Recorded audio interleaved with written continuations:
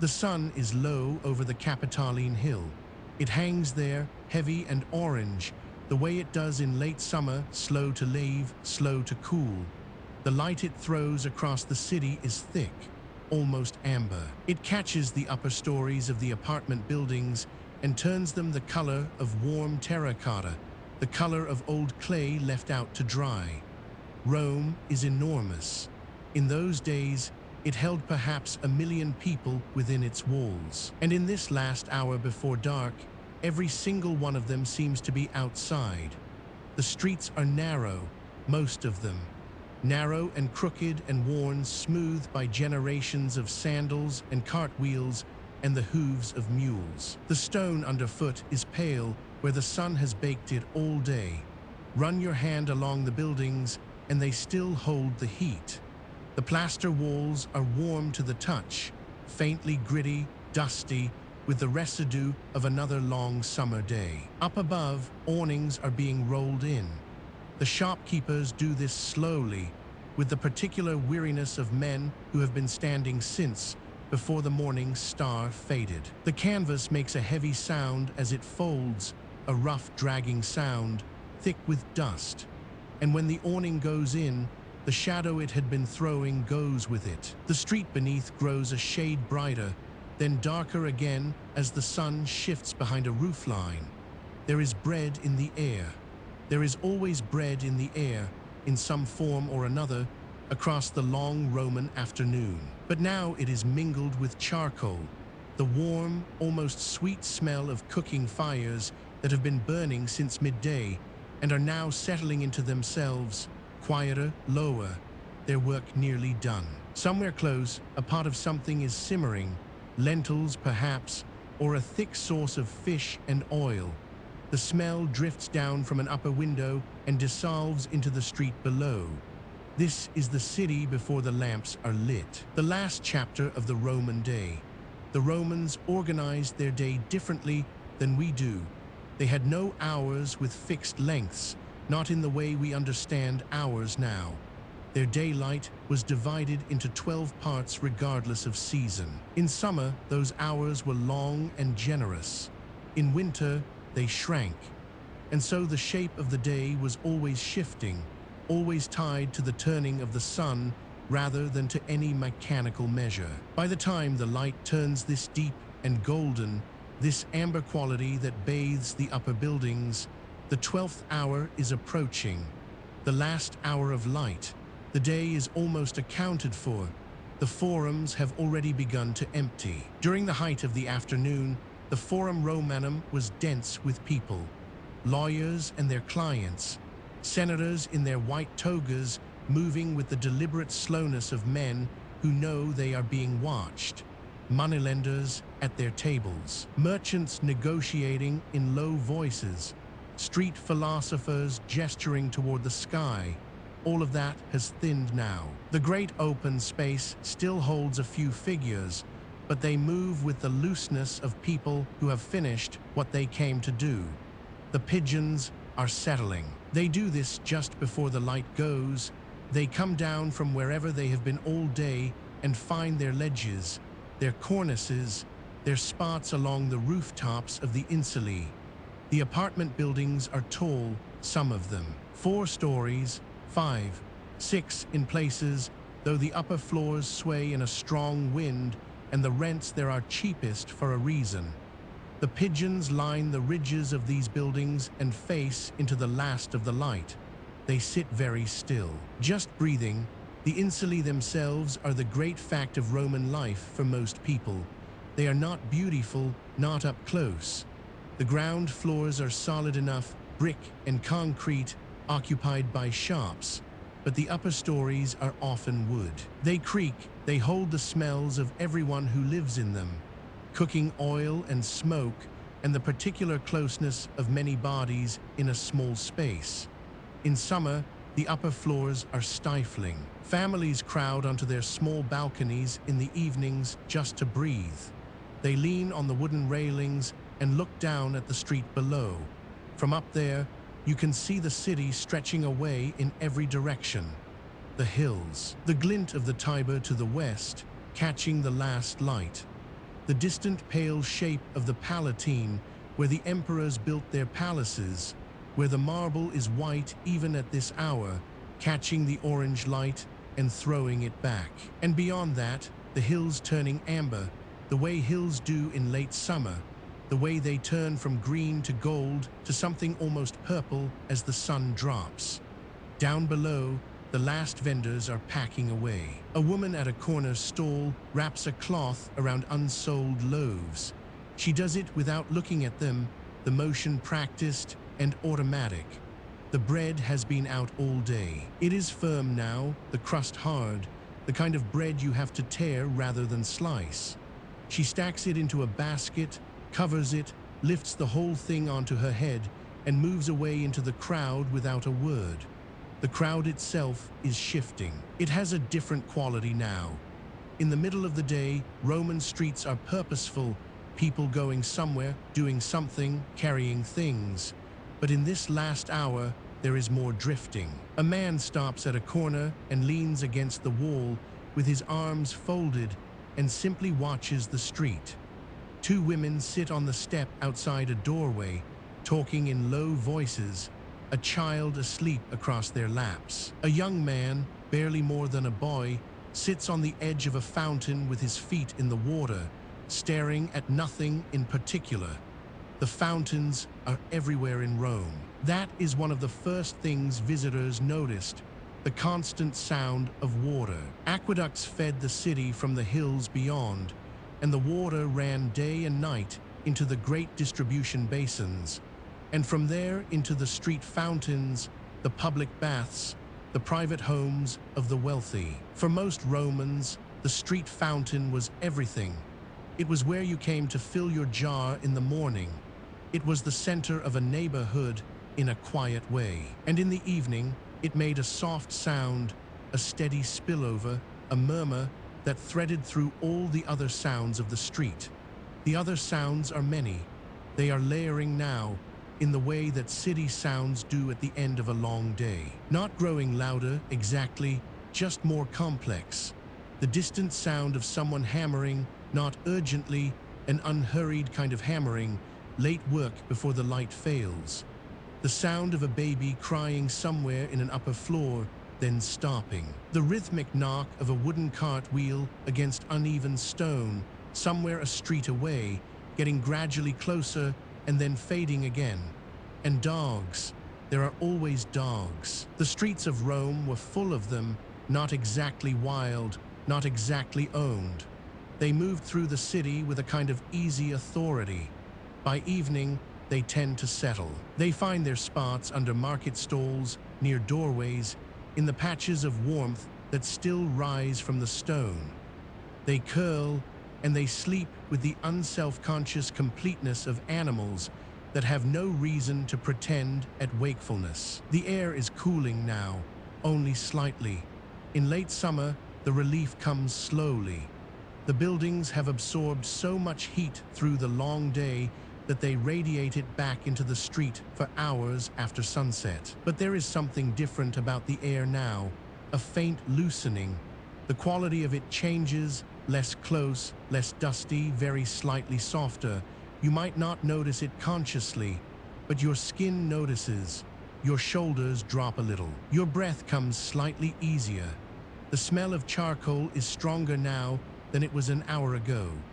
More fires lit in the upper stories, in the cramped little kitchens where braziers are set up on the stone floors of small rooms. The smoke drifts out of high, narrow windows and rises above the roof lines and spreads thin and horizontal in the still evening air. From the street, looking up, you can see it, a faint haze against the last of the sky. There are no street lamps. There is no public lighting in the modern sense. The city, in these last minutes before full dark, belongs to whoever has a torch or a lamp or the confidence to move through streets they know by feel. Rome after dark is another city entirely, but that comes later. For now, the light is still holding, barely. The sky above the rooftops has shifted from blue to a deep, saturated gold along the horizon, and higher up it fades into something cooler, a pale green-blue, clear and very still. There are no clouds tonight. The stars will come through sharp and bright once the light is fully gone. A temple rises at the end of the street. Its columns catch the last sun directly, the stone almost glowing. Temples in Rome were not like churches. They were not generally places where people gathered in numbers for communal worship. They were the houses of the gods. They stood in the landscape of the city the way a great tree stands as something given, something simply there. People moved around them and past them. You might stop at the steps to make an offering. You might leave a small gift, a cake of incense, a handful of grain, a clay figurine left in a crevice of the steps. These small things accumulated. By the end of a day, the steps of a busy temple held the residue of dozens of small, private moments. In those days, the boundary between sacred and ordinary was not where we might expect it. The gods were everywhere, not metaphorically, but practically. A god of thresholds watched every doorway. A god of the hearth lived in the fire. The lairs, the household spirits, had their small shrines in almost every home, even the poorest. And in the streets, at corners and crossroads, there were painted shrines, small niches in the plaster walls, with images of the local protector spirits. Some of these shrines had oil lamps burning before them. As the daylight fades, these small lamps become visible, tiny points of gold, tucked into the walls of the city. The bakeries are closing or shifting their work inward. The grain had been ground in the morning, the dough set, the loaves baked through the long middle hours. The ovens are still warm, will be warm all night. The bricks holding heat, the way everything holds heat in this city, slowly, stubbornly. In the morning, they will need almost no time to come back up to temperature. But for now, the bakeries are done for the day in one sense. Some of them are simply closed, the wooden shutters drawn across, the street outside them still faintly scented with warm flour. The wealthy have retreated. The great houses on the Palatine and elsewhere are turned inward, their facades presenting blank walls to the street, their courtyards and gardens hidden. But light comes from within them, the flicker of lamps and candles visible at the edges of high windows. The sounds from inside those houses are different too, quieter, more measured, the clink of cups, the low murmur of voices at a dinner that has been going on since the 9th hour and will continue long into the night. For the poor, the calculus of evening is different.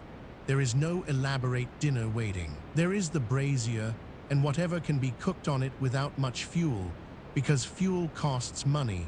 There is the water from the fountain down the street.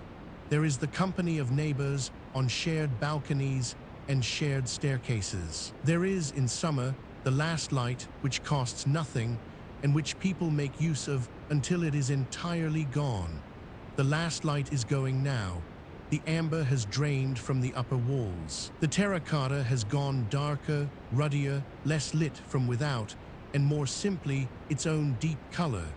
The pigeons on the rooflines are just silhouettes. The sky is very clear, and in its highest reaches, if you look straight up from between the buildings, you can see the first star. Rome is still moving. It never fully stops, but the day is done. The lamps will come soon. The torches and the small oil flames and the faint blue breath of fire in every window. But before that, just before that, there is this moment. The city between two lights, not quite day, not quite night. The last breath of the afternoon held in dusty walls and cooling stone. Still, warm, fading gently into dark. The sun did not linger long over Rome. It dropped behind the hills to the west, and the city changed. Not all at once, not with any ceremony. The light simply thinned, and then it was gone. What came after was not the clean darkness of the countryside. Rome at night had its own particular quality of shadow, dense, close. The stone walls of the Insulae held the heat of the day, and as the air cooled, Those walls breathed it back. You could feel it on your face, a faint, dry warmth rising off the plaster, even when the sky above the narrow streets had gone fully black. In those days, there was no single moment when the city switched from light to dark. It was gradual, a slow dimming, and into that dimming, one by one, small flames began to appear. The clay lamp was everywhere in ancient Rome. It sat on windowsills and ledges. It hung from iron hooks in tavern ceilings. It rested in the niches of street shrines, casting a trembling circle of amber onto the painted face of a god. You would find one on every Roman table, in nearly every Roman room. And for most of the city's population, it was the only light they had once the sun went down. These were small objects, modest. You could cup one in both hands, and it would not fill them entirely. They were made of fired clay, terracotta, reddish-brown, slightly rough to the touch on the underside where a potter's thumb had pressed. The surface on top was usually smoother, often stamped or molded with a simple decorative design. A leaf, a running figure, the face of a deity, concentric rings pressed into the clay while it was still soft. The shape had been refined over centuries. It was a closed vessel, a shallow bowl, essentially, with a lid pressed over it. One hole in the center of the top for filling, a second hole at the narrow end, the nozzle, for the wick. The wick itself was a twisted cord of fibers, likely flax, in most cases. It was threaded through the nozzle hole and left to hang just slightly over the edge, just a few millimeters, no more. The fuel was olive oil, always olive oil, in a household that could afford it. The smell of burning olive oil is soft and faintly nutty, not unpleasant. It becomes familiar very quickly. After a few nights, you stop noticing it consciously. It becomes the smell of evening itself, the smell of the interior, the smell of home. Cheaper grades of oil produced more smoke. A lamp burning low-quality oil would leave a thread of dark smoke rising from its nozzle, a thin, wavering line that drifted up toward the ceiling and over years blackened the plaster there. In excavated Roman rooms, archaeologists have found those stains still visible, 2,000 years old, the ghost of an evening long past. The act of lighting a lamp was a small ritual in itself, not a dramatic one. Nothing ceremonial necessarily, but deliberate. You would carry the lamp to whatever flame was already burning, a hearth, a brazier, a neighbor's lamp, and touch the wick to it. Hold it there for a moment. Watch the tiny yellow thread of fire take hold, then bring it carefully back to where you wanted it to sit. There was a particular quality to that moment. The light would seem very small at first, one flame in a dark room. The darkness would be enormous around it, and then your eyes would adjust, and the room would gradually reveal itself, not in full, but in fragments. The edge of a table, the rough weave of a hanging cloth, the ceramic curve of a water jug. Everything beyond the lamp's reach would remain in shadow, soft and undisturbed. This was the nature of Roman lamplight. It did not flood a room. It claimed a small territory, a circle of perhaps 2 or 3 feet in warm amber, and everything outside that circle belonged to the dark. People lived their evenings inside that circle. They ate within it. They talked within it. They read by it, those who could read, leaning close until their eyes ached. The texture of the light itself was nothing like what we know now. It flickered constantly, not rapidly, not distractingly, but with a slow, organic wavering, the way a flame moves when the air around it is almost still, but not quite. Shadows shifted gently. The wall behind a seated figure would seem to breathe. Faces in lamplight had a warmth to them, a depth that had nothing to do with sentiment. It was simply physics, the long wavelengths of that amber glow, the way it caught the hollows under cheekbones and the ridges of knuckles wrapped around a cup.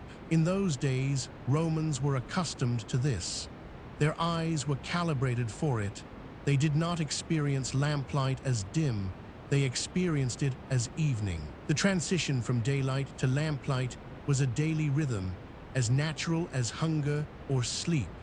Wealthier households might have several lamps burning at once. A bronze candelabrum holding 3 or 5 flames. A hanging lamp of bronze, polished to a high shine, suspending a cluster of wicks over a dining table. The effect of multiple flames together was considerably brighter, not like daylight, but warmer, fuller, almost theatrical. The light would gather and compound. The room would glow, but that was not how most Romans lived. Most Romans lived in rented rooms in the upper floors of crowded insulae, those tall apartment buildings that dominated the city's residential neighborhoods. In those rooms, 1 lamp was the standard, sometimes 2. The oil was not free. It was a daily expense, one that a family of modest means measured carefully. You did not burn more than you needed, so the lamp was placed where it would do the most work. Near the table, if the family was eating. Near the bed, if someone was settling in for the night. Near the doorway, sometimes, to acknowledge the threshold, a small acknowledgement that this place was inhabited, that it was lit, that it was alive against the dark. The trimming of the wick was a quiet domestic act. As the evening wore on, the wick would burn down into a small, glowing coal at its tip, a knob of char that dimmed the flame and produced more smoke. Someone in the household would lean forward with a small pair of iron scissors, or simply pinch the burned end away with dampened fingers, and the flame would brighten again. Cleaner, a little taller, the room would seem to wake slightly. This happened several times in an evening. It was the kind of task that became automatic, something done between sentences, between bites of food, between thoughts. The maintenance of the flame was simply part of being awake at night. The oil itself had to be replenished. A small lamp held perhaps an ounce or 2 of oil, enough to burn for several hours, but not indefinitely. By late evening, if you had not refilled the vessel, the flame would begin to shrink. It would drop lower. The circle of light would contract.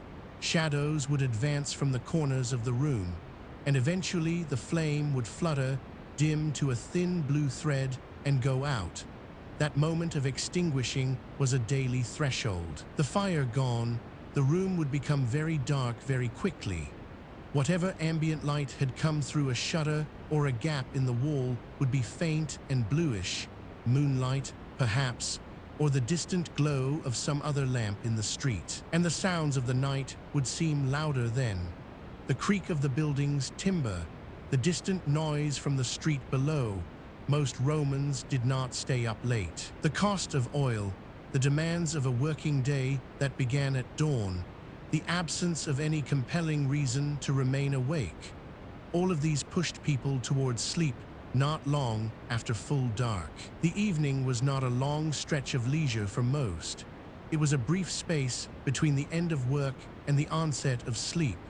A cup of something warm, perhaps, a piece of bread, a lamp burning low on the table. The quiet of a room that had been busy all day. There were street shrines throughout Rome, the Lares Compirales, small sacred spaces at the intersections of neighborhoods. These too were lit at night, or were meant to be. Small clay lamps rested in their niches, burning before painted images of the Lares, the guardian spirits of the neighborhood. In those days, this was not thought of as purely religious ceremony. It was simply the proper way to treat the night. You lit a lamp at the shrine as naturally as you lit one at your own table. The smell of the city at night was partly this: burning oil, drifting from hundreds of small niches and windows, mixed with other things, charcoal from braziers, bread still warm from an oven somewhere nearby, the mineral coolness of the stone streets, the distant sourness of the Tiber. But underlying it all, faint and constant, that soft olive oil smoke. By evening, Rome became a city of small lights, not the blazing, illuminated place of the day, all white marble and open sky. Something else entirely. Something more interior, more textured. The city contracted into pools of amber, a lamp in a doorway, a lamp at the corner shrine, a lamp flickering in the upper window of an insula, visible from the street as a warm yellow square against the stone. From the street level, looking up, you would see those windows, some lit, some dark. A building 4 or 5 stories high, and perhaps only 2 or 3 windows glowing. The rest had gone to sleep, or could not afford the oil, or had shuttered themselves against the night air. Each lit window was a small human signal. Someone still awake in there, someone with a flame. The clay lamp itself, handled after a long evening, would be warm. Not hot enough to burn, the terracotta body insulated well, but warm in the hand, with a faint smell of oil and char clinging to it. If you lifted it and tilted it gently, the remaining oil would shift inside with a small, liquid sound. You would feel the weight of it redistributing, a few drops settling toward the nozzle.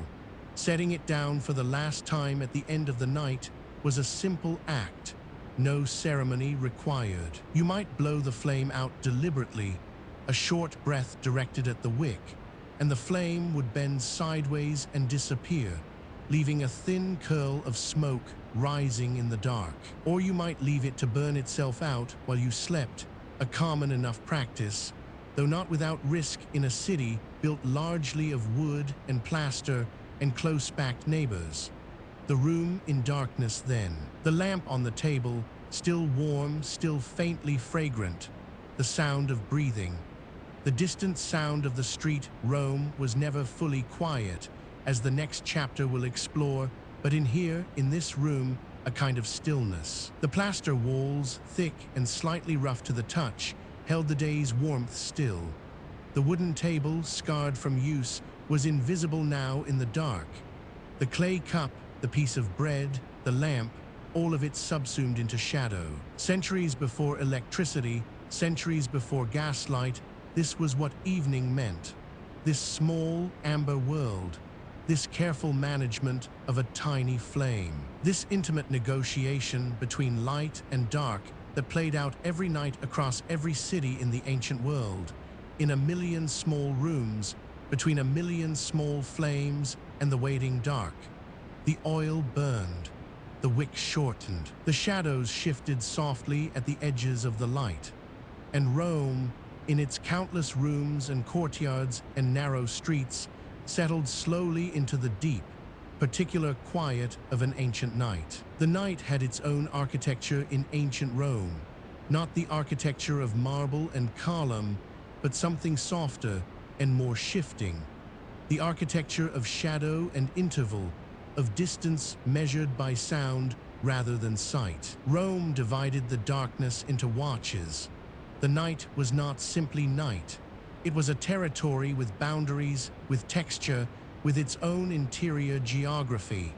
And those who moved through it understood this without being told. The Romans spoke of the Nox in careful segments. 4 watches, they called them the Vigiles, each one roughly 3 hours long, though the length shifted with the season. In late autumn, the nights stretched longer. The watches grew. The darkness had more room to breathe. A Roman soldier, a Roman guard, a man lying awake on a thin mattress in an insular apartment, all of them felt the night's weight in those longer hours, felt the slow, cold passage of one watch into the next. Water clocks measured what the stars confirmed. These were simple instruments, elegant in their patience. Water dripped from one vessel into another at a careful, calibrated rate. The level of the water told you where inside the night you stood. By the first watch, the streets had emptied of most traffic. By the second, even the late drinkers had found their way home or hadn't. By the third watch, deep, cold, the stars at their highest, the city reached something close to silence. Not perfect silence. Rome was never perfectly silent, but a silence that was the closest the city ever came to rest. The Vigiles were part of that silence. They moved through it. They were formed, in those days, under Augustus, though the idea of night watchmen was older than any formal institution. Augustus organized them into cohorts, 7 cohorts, responsible for 14 regions of the city. Each cohort had its own station house, its own territory, its own rhythms of patrol.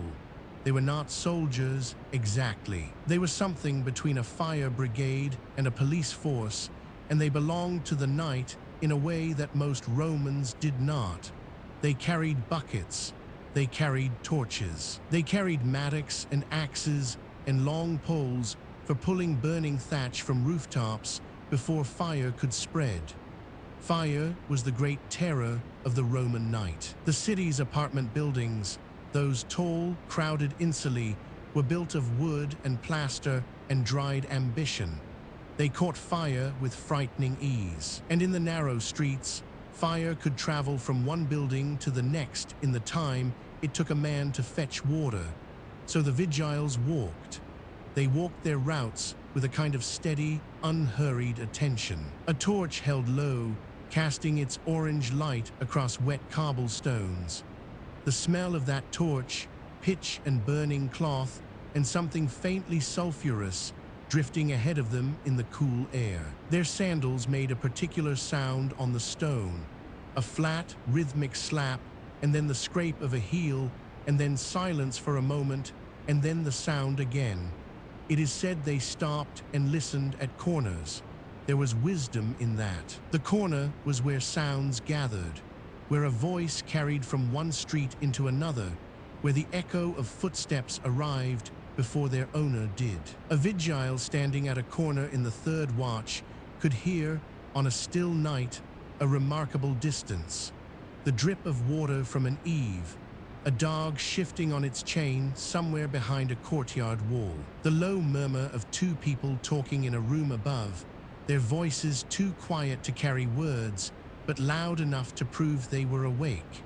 The forums were empty at this hour. The great open spaces of Rome, the Forum Romanum, the forums of Caesar and Augustus, and the others that clustered near it, lay cool and deserted under the autumn stars. The paving stones held the day's heat for a while, and then released it slowly, and by the deep watches of the night, they had gone cold. If you pressed your palm to those stones, and probably few people did, in those hours, you would feel something smooth and faintly damp, and the cold would come into your hand quickly, the way stone cold always does. The temples were locked, their gates were shut and bolted, but the temples themselves were not truly dark.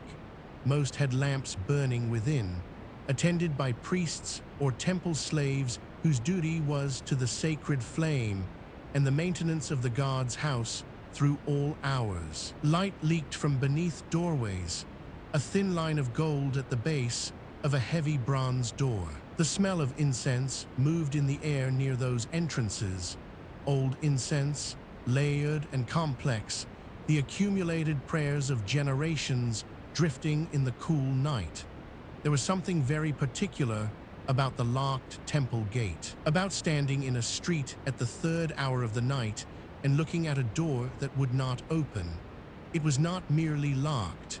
It was sealed against the ordinary world, the world of the Vigiles and their torches and their buckets of water. The divine interior was doing something, or resting in something, that had nothing to do with fire patrols and water clocks. The gap between the sacred and the ordinary felt thinner at night, or perhaps simply more visible. Dogs were part of the night's texture. Rome kept many dogs, guard dogs chained in courtyards, strays that moved in loose packs through the quieter streets, small dogs belonging to households that yipped at shadows and then fell silent again. A Vigile patrol would hear the dogs before they heard almost anything else. The bark that started somewhere to the east then was answered by another bark from the south, then a third from an unseen alley, a kind of conversation that mapped the city's dark geography in sound. You could follow the progress of any moving thing through the streets at night by listening to the dogs. The stars moved overhead. Slowly, steadily, the great wheel of the autumn sky turning above the rooftops. A Vigile who had walked this same route for years knew the sky as well as he knew the streets. He knew which star would be above the temple of Saturn when the second watch ended. He knew the particular angle at which Orion rose above the hill to the east. In those days, there was no other clock as reliable, no other measure of the night's passage that could be trusted as completely. The stars did not run slow or fast. They did not run dry the way a water clock could. They simply moved with a patience that made all human patience seem brief. The air had a quality to it in the late autumn night, cool and slightly damp, and carrying layers of smell that the day's heat had suppressed. The smell of the river, first.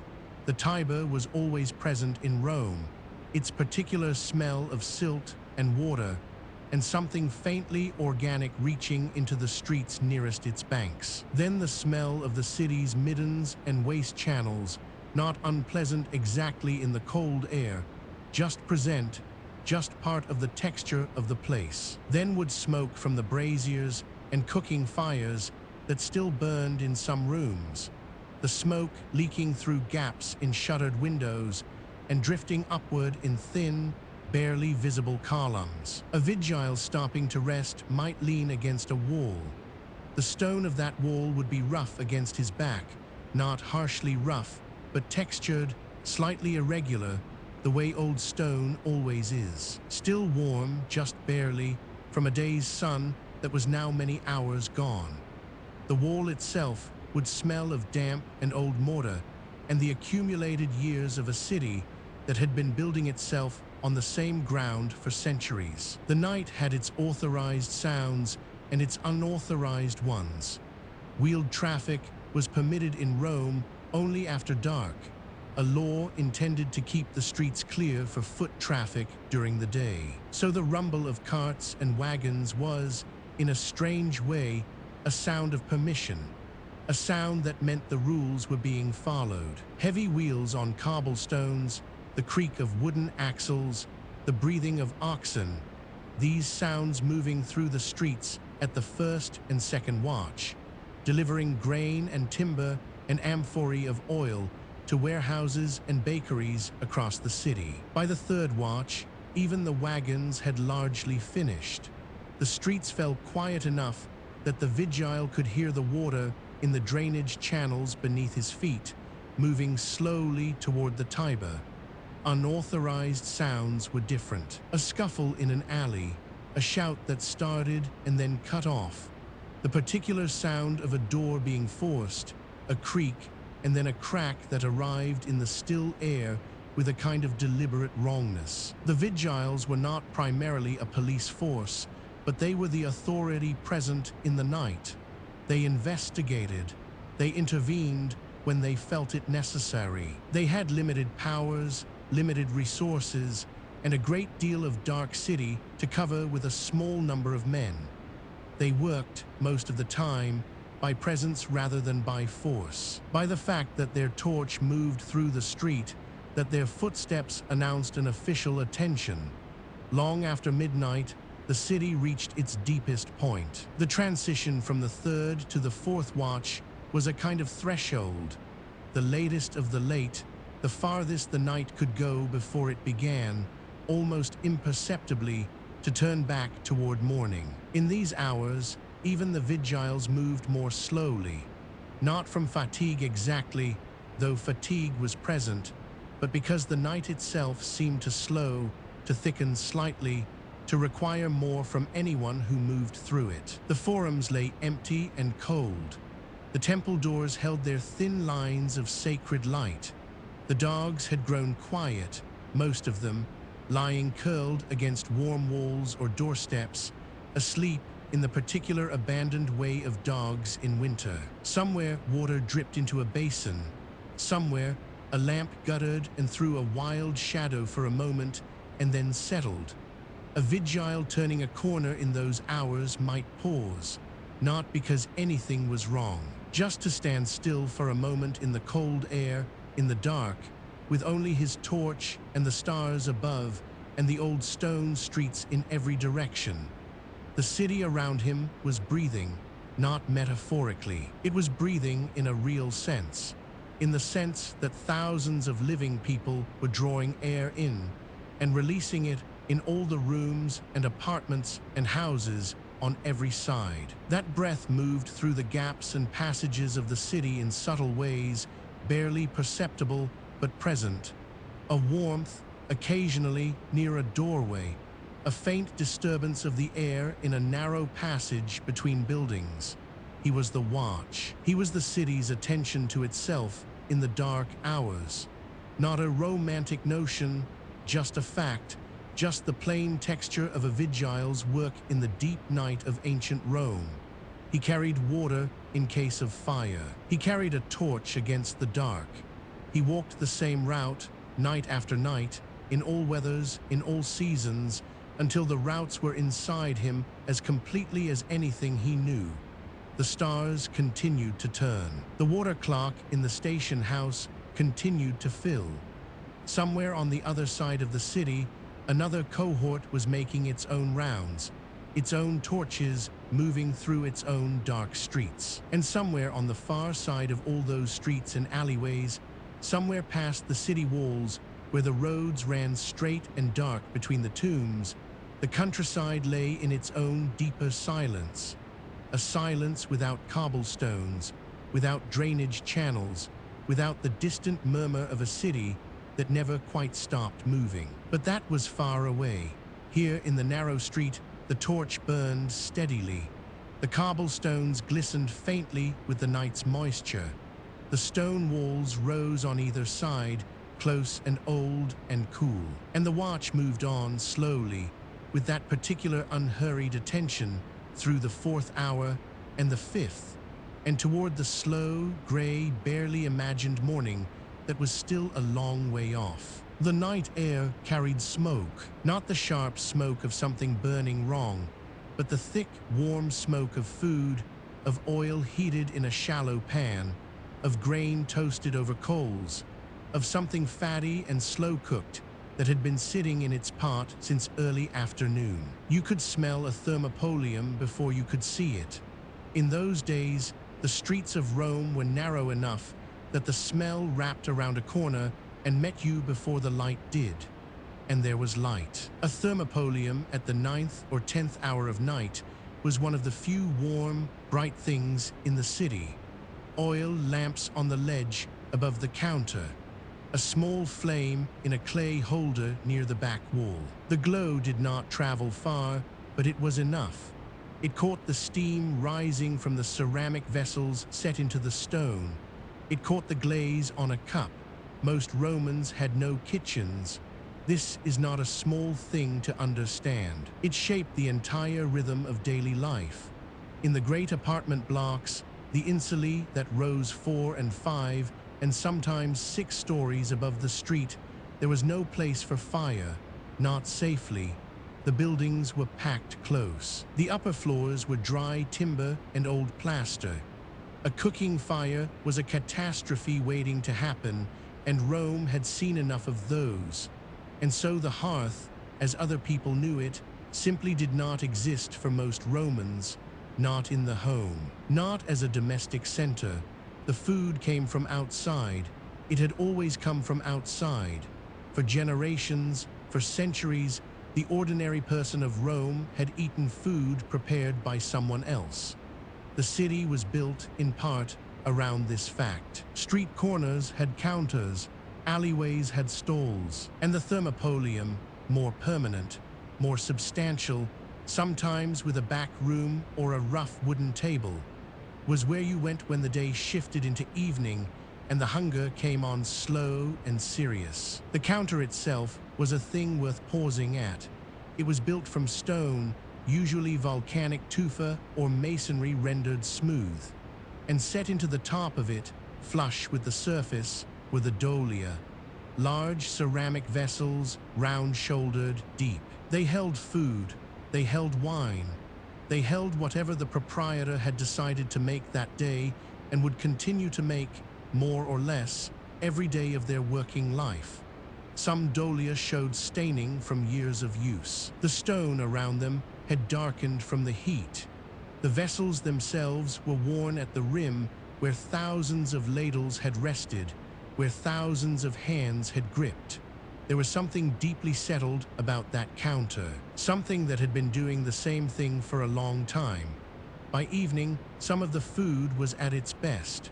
Pulses cooked long and low, lentils, chickpeas, fava beans, had had all afternoon to become something soft and dense. The legume absorbed whatever had been added to it: oil, herbs, perhaps a little fish sauce, the ubiquitous and divisive garum.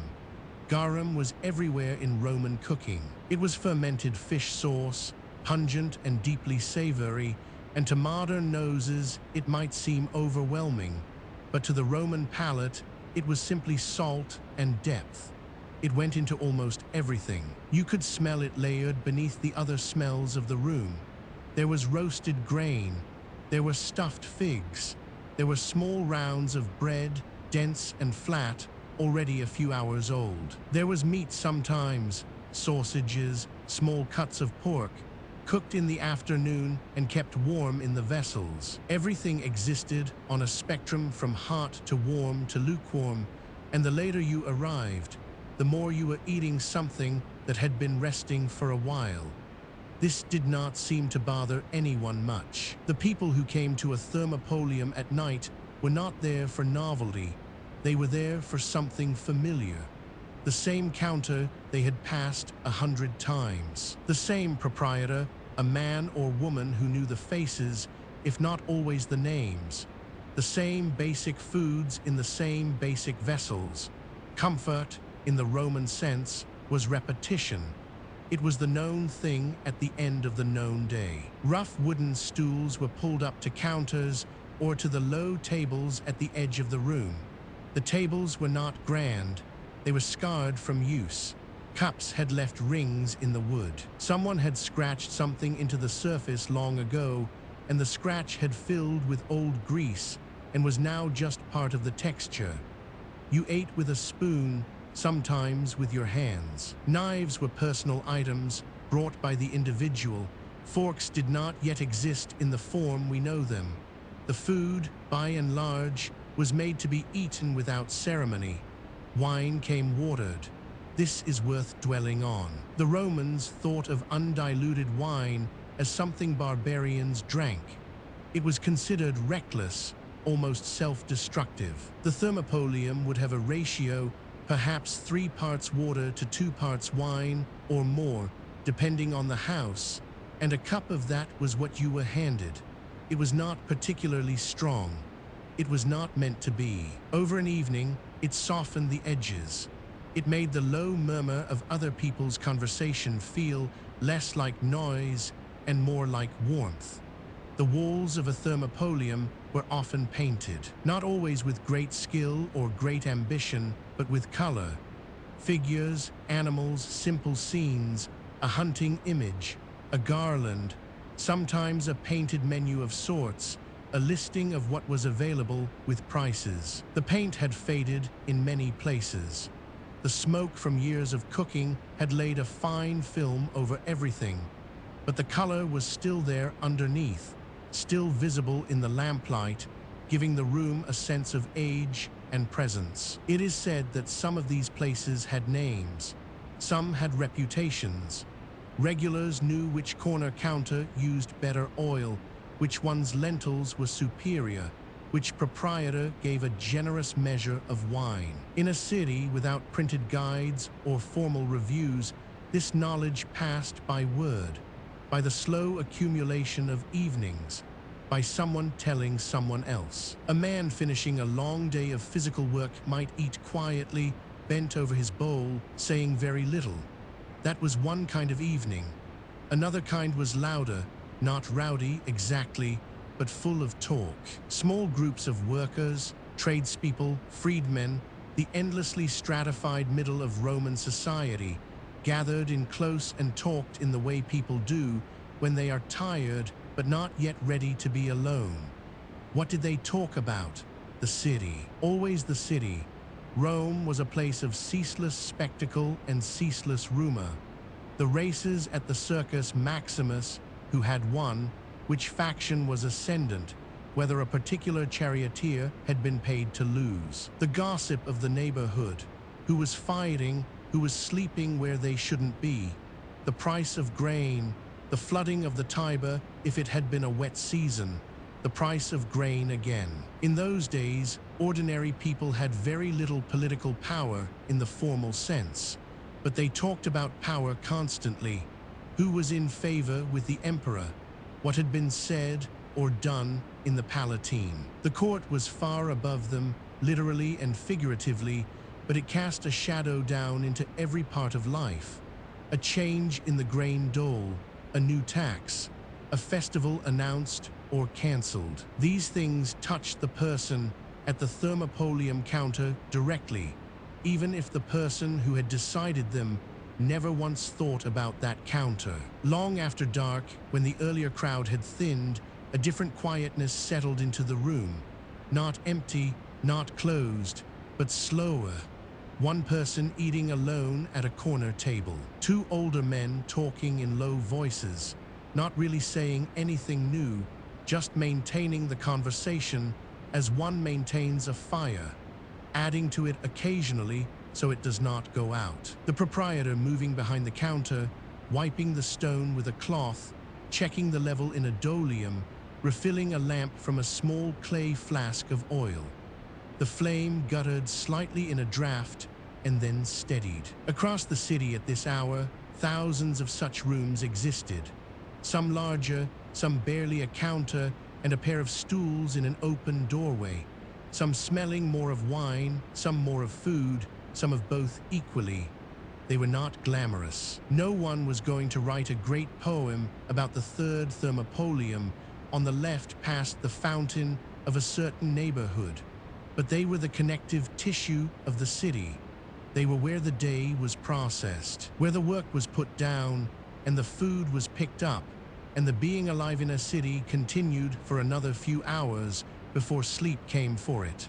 The warmth inside was specific. It was a warmth made of several things at once. The heat from the dolia, the heat from the lamp flames, the body heat of people sitting close in a small stone room. In the cooler months, and Roman winters could be genuinely cold at night, this warmth was something you were conscious of. You felt it when you came in from the street. You would feel the loss of it when you left. The steam rose from the pots in slow, pale curls. The smell of garum and lentil broth and wood smoke and old wine, and the particular earthen smell of the ceramic vessels themselves. It was not a delicate smell. It was not meant to be. It was the smell of sustenance. The smell of an ordinary life continued. Somewhere in the room, someone was laughing at something quietly. Not the sharp laugh of surprise, but the long, low laugh of someone who has heard something genuinely amusing and is letting it settle. A cup was set down on a wooden table. The sound was soft, familiar. The night continued. Outside, the street was dark. The shutters of the apartment blocks were mostly closed now. The watch had passed at some point, their sandals audible for a moment and then gone. A cat moved along the gutter, purposeful, unhurried, attending to its own business. The city's sounds had contracted. They were closer now, smaller, more interior. The distant rumble of a cart on a stone road, legal after dark, laden with something heavy. Back inside the Thermopolium, the proprietor leaned against the counter, not asleep, not fully alert, somewhere in between. This too was a skill, a particular kind of wakefulness that the late evening required, present enough to serve, relaxed enough not to waste the quiet. One by one, the stools emptied. A man stood, stretched, exchanged a brief word. Another pulled his cloak closer at the door and stepped into the dark without ceremony. The two older men had been talking for a long time, but eventually they too ran down, the way all conversations do when it is late, and the wine is finished, and the warmth is no longer quite enough reason to stay. The fire under the dolia was banked low. The food in the vessels would cool slowly through the night. Some of it would be the beginning of tomorrow's part, added to, refreshed, but carrying something of tonight forward. Roman cooking at this level was continuous in that way. It did not start fresh every day so much as it evolved. The pot remembered what it had been. The lamp on the ledge burned lower. The flame thinned. The light in the room went amber, then deep amber, then something closer to shadow. The last cup of the evening was a small thing, just wine and water in a ceramic cup, unglazed, worn smooth at the lip, held in two hands. Not for warmth exactly, but because that is what hands do at the end of a long day. They hold the last warm thing, and then it too was set down. And the night outside was still very much there, wide and dark and cool, smelling of smoke and river stone and the slow, unknowing sleep of a city that had not yet, in this hour, quite given itself over to mourning. The stone walls of the street were cold. The stars, when the smoke cleared enough to see them, were very far away and very still. The Thermopolium dimmed, and the city breathed and settled and continued its long, slow, familiar dark. The Thermopolium had gone quiet, but above the streets, the city had not. Rome at night was never truly still, not on the ground and not above it. The Insulae rose up from the stone like tiered cliffs, floor after floor, each one stacked upon the last, leaning slightly inward against the sky. You could stand in a narrow alley and tilt your head back and count the stories in the darkness. 6, sometimes 7. The higher floors lost themselves in shadow and in smoke. Most Romans lived here, not in the frescoed rooms of the wealthy, not in the cool gardens of the Palatine. They lived pressed together, floor by floor, in rented rooms that smelled of lamp oil and salted fish, and the particular closeness of people sharing thin walls and thinner air. In those days, the word insula meant island, and in a way, each building was one, a dense, vertical world unto itself, surrounded by the noise and smell of the street below, cut off from silence, cut off from solitude, cut off from almost everything except the people living one wall away. The staircase began at street level, stone steps, worn smooth in the center from decades of feet. There was no lamp here, not always. You learned the feel of the wall under your palm, the number of steps between each landing. You learned which step had a crack, where the plaster had fallen away, where the railing was loose. You learned by living here, by walking this dark ascent every evening until it became its own kind of memory, not thought, just known. The smell of the stairwell was particular.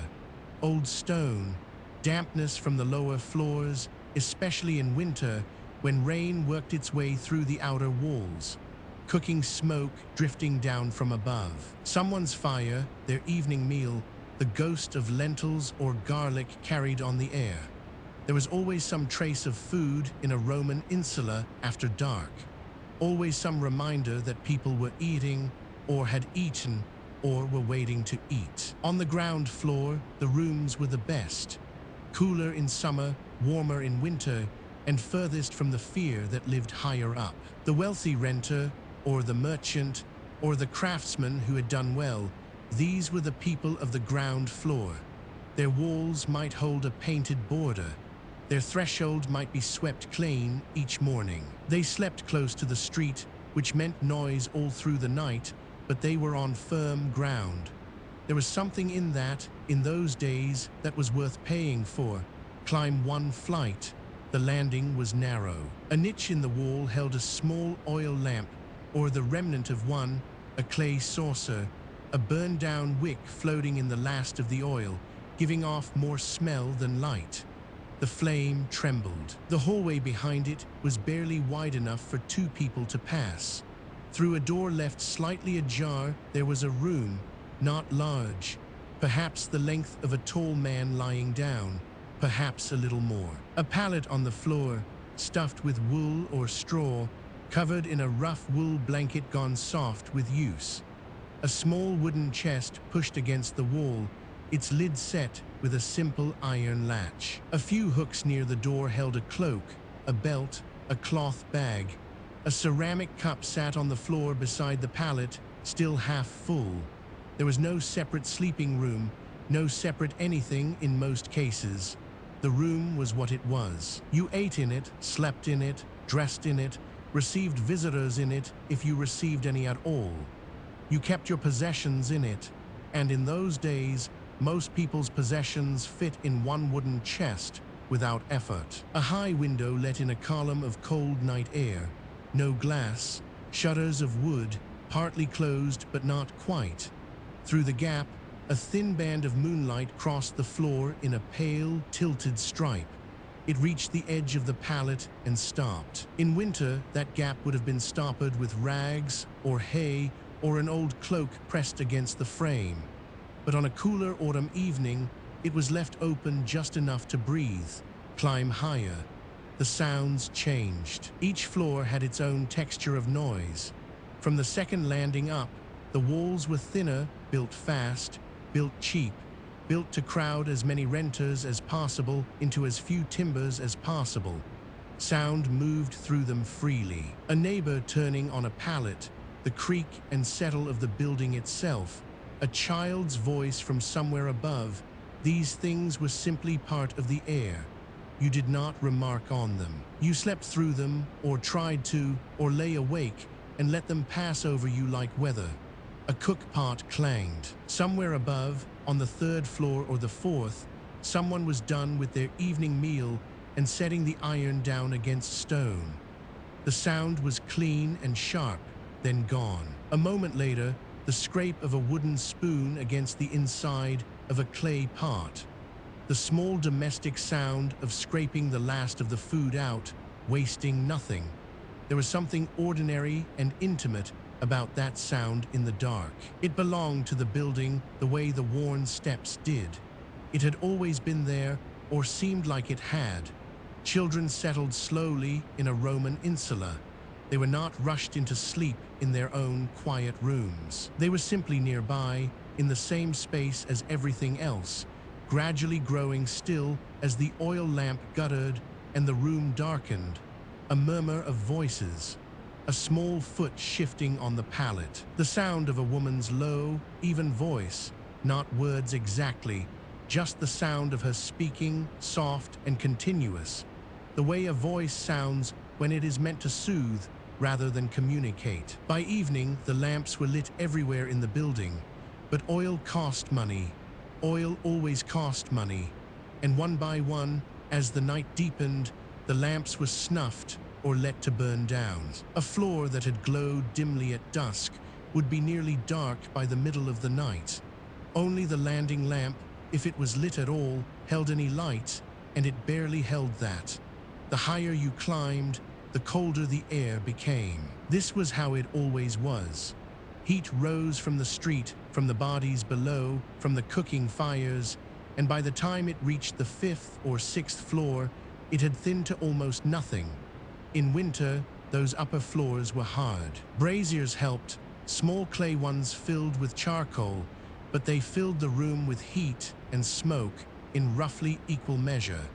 And they were a danger that everyone knew and no one wanted to think about too carefully. Fire was the terror of the insula, not spoken of directly perhaps, but understood.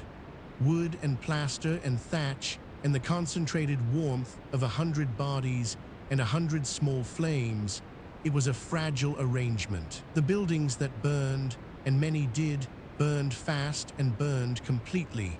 The higher floors had nowhere to go.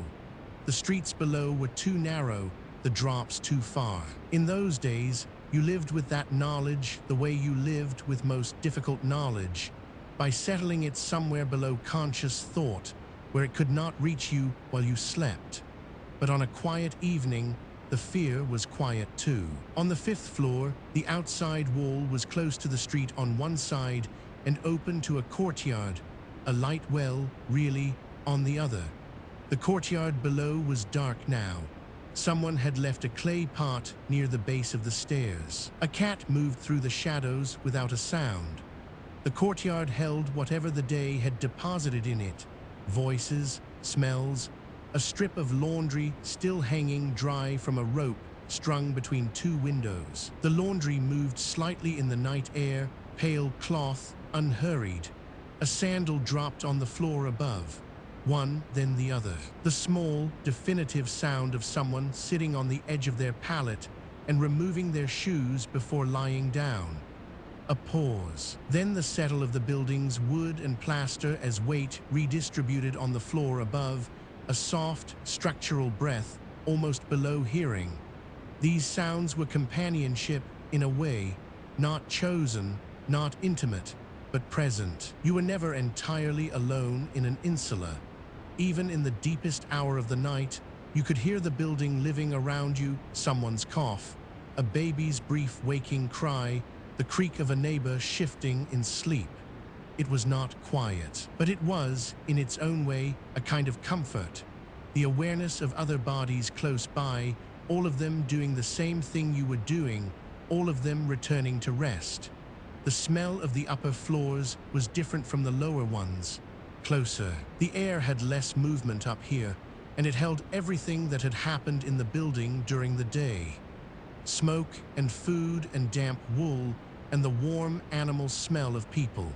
It was not unpleasant, exactly. It was the smell of habitation, of the fact that people lived here, had always lived here, would live here long after any single tenant moved on.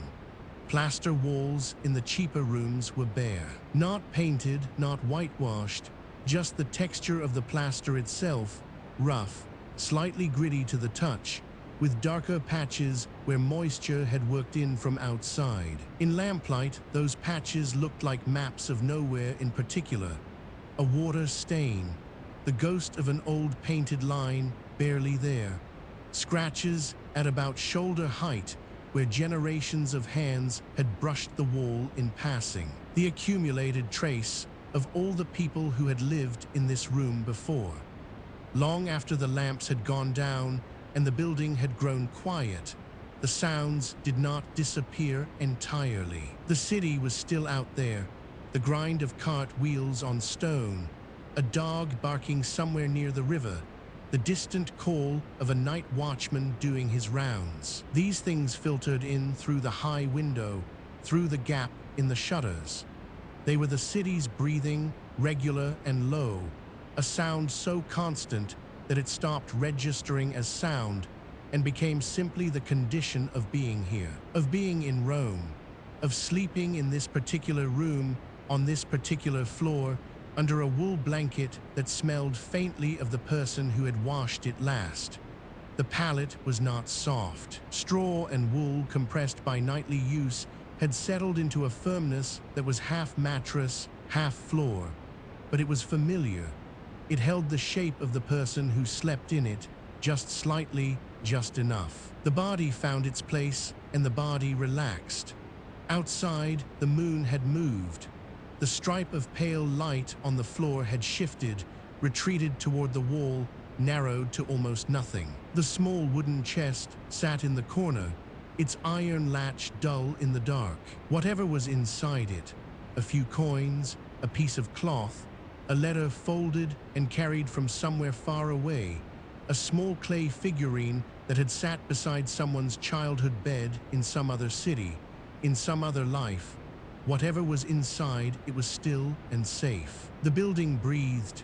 Floor above, someone had finally gone to sleep. The creaking had stopped.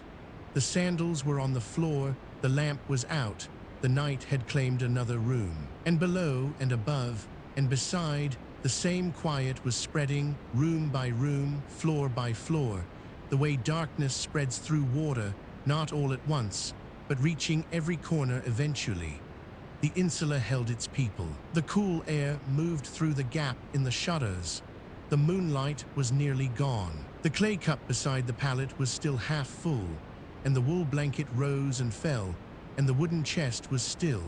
and the worn stone of the staircase outside was cool and dark, and the lamp in the wall niche had gone out now, quietly, without ceremony, the wick finally giving up the last of the oil and releasing the flame into nothing. The city was still out there. It always was. But here, in this room, on this floor, in this old and ordinary building, it was enough to be still. It was enough to be warm. It was enough to be one of the thousand small lives breathing in the dark and resting and not needing, for a little while, anything else at all. There is a corner in every Roman neighborhood where the wall has been worn smooth by passing hands, not by time alone, by intention, by the slow accumulation of fingers brushing the same plastered surface, night after night, season after season, until the stone beneath the paint has taken on a kind of polish that belongs entirely to touch. That corner holds a shrine. It is small, modest, even, a shallow niche cut into the wall, perhaps a foot deep, perhaps a little more, wide enough to hold a clay cup and a pair of small figures. The plaster inside has been painted, once, in colors that were bright before the years softened them, red and yellow, and a deep warm ochre that the lamplight now turns to something almost golden. Vines have found their way over the upper edge of the niche, trailing down in thin green threads, the leaves dry and curled at their tips where the heat of the lamp reaches them. The flame itself is very small. It moves when the alley breathes. This is the lararium of the crossroads, the shrine of the Lares Compiteals, and it has been burning here for as long as anyone alive can remember. In those days, the sacred was not kept at a distance. It did not live only in the great temples on the Capitoline Hill or in the long colonnaded precincts of the Forum. It lived here, in the alley, at the corner where the street from the river met the street that climbed toward the Insula heights, at the junction of two narrow ways, barely wide enough for a loaded donkey, where the paving stones are dark and worn, and the smell of the city is very close, dust and old stone, and the faint sweet rot of yesterday's flower offerings. The Lares themselves are figures of presence, not gods in the distant, commanding sense, something closer, something more intimate than that. They are the spirits of this place specifically, this crossing, this convergence. They belong to the neighborhood the way that the smell of baking bread belongs to the morning, or the sound of the fountain belongs to the hour just before dawn. They are not worshipped with fear. They are acknowledged with a kind of daily tenderness, the way you might nod to an old neighbor you have known all your life. The figures in the niche tonight are small enough to hold in one hand. Clay fired low, painted simply, one lifts a drinking horn, one carries a small box, their colors faded now to a warm pale rust against the plaster. They stand in their niche the way they have always stood, patient, still. The lamp burns between them in a shallow cup of oil, the wick a thread of twisted fiber, the flame no larger than a thumbnail. It is enough to see by if you lean close. It is enough to cast a small warm circle onto the wall of the alley, a circle that wobbles when the air shifts. Someone has left flowers. They are on the ledge just below the niche, laid there sometime in the evening, a handful of small blooms, pale and soft in the lamplight, already beginning to close for the night. Their smell is faint, slightly sweet, slightly dry. They are the kind of flowers that grow in the garden plots between the insulae, tended by whoever claims that strip of ground, and the person who left them here did not have money to spend. They had a handful of flowers. That was enough. That has always been enough. This is something that takes time to understand if you come from a world that measures devotion by its scale and cost. A Roman street shrine asks nothing grand, a small oil offering, a garland, a piece of fruit left on the stone shelf below the niche, a pinch of incense on a charcoal fragment sending a thread of pale smoke up into the night air.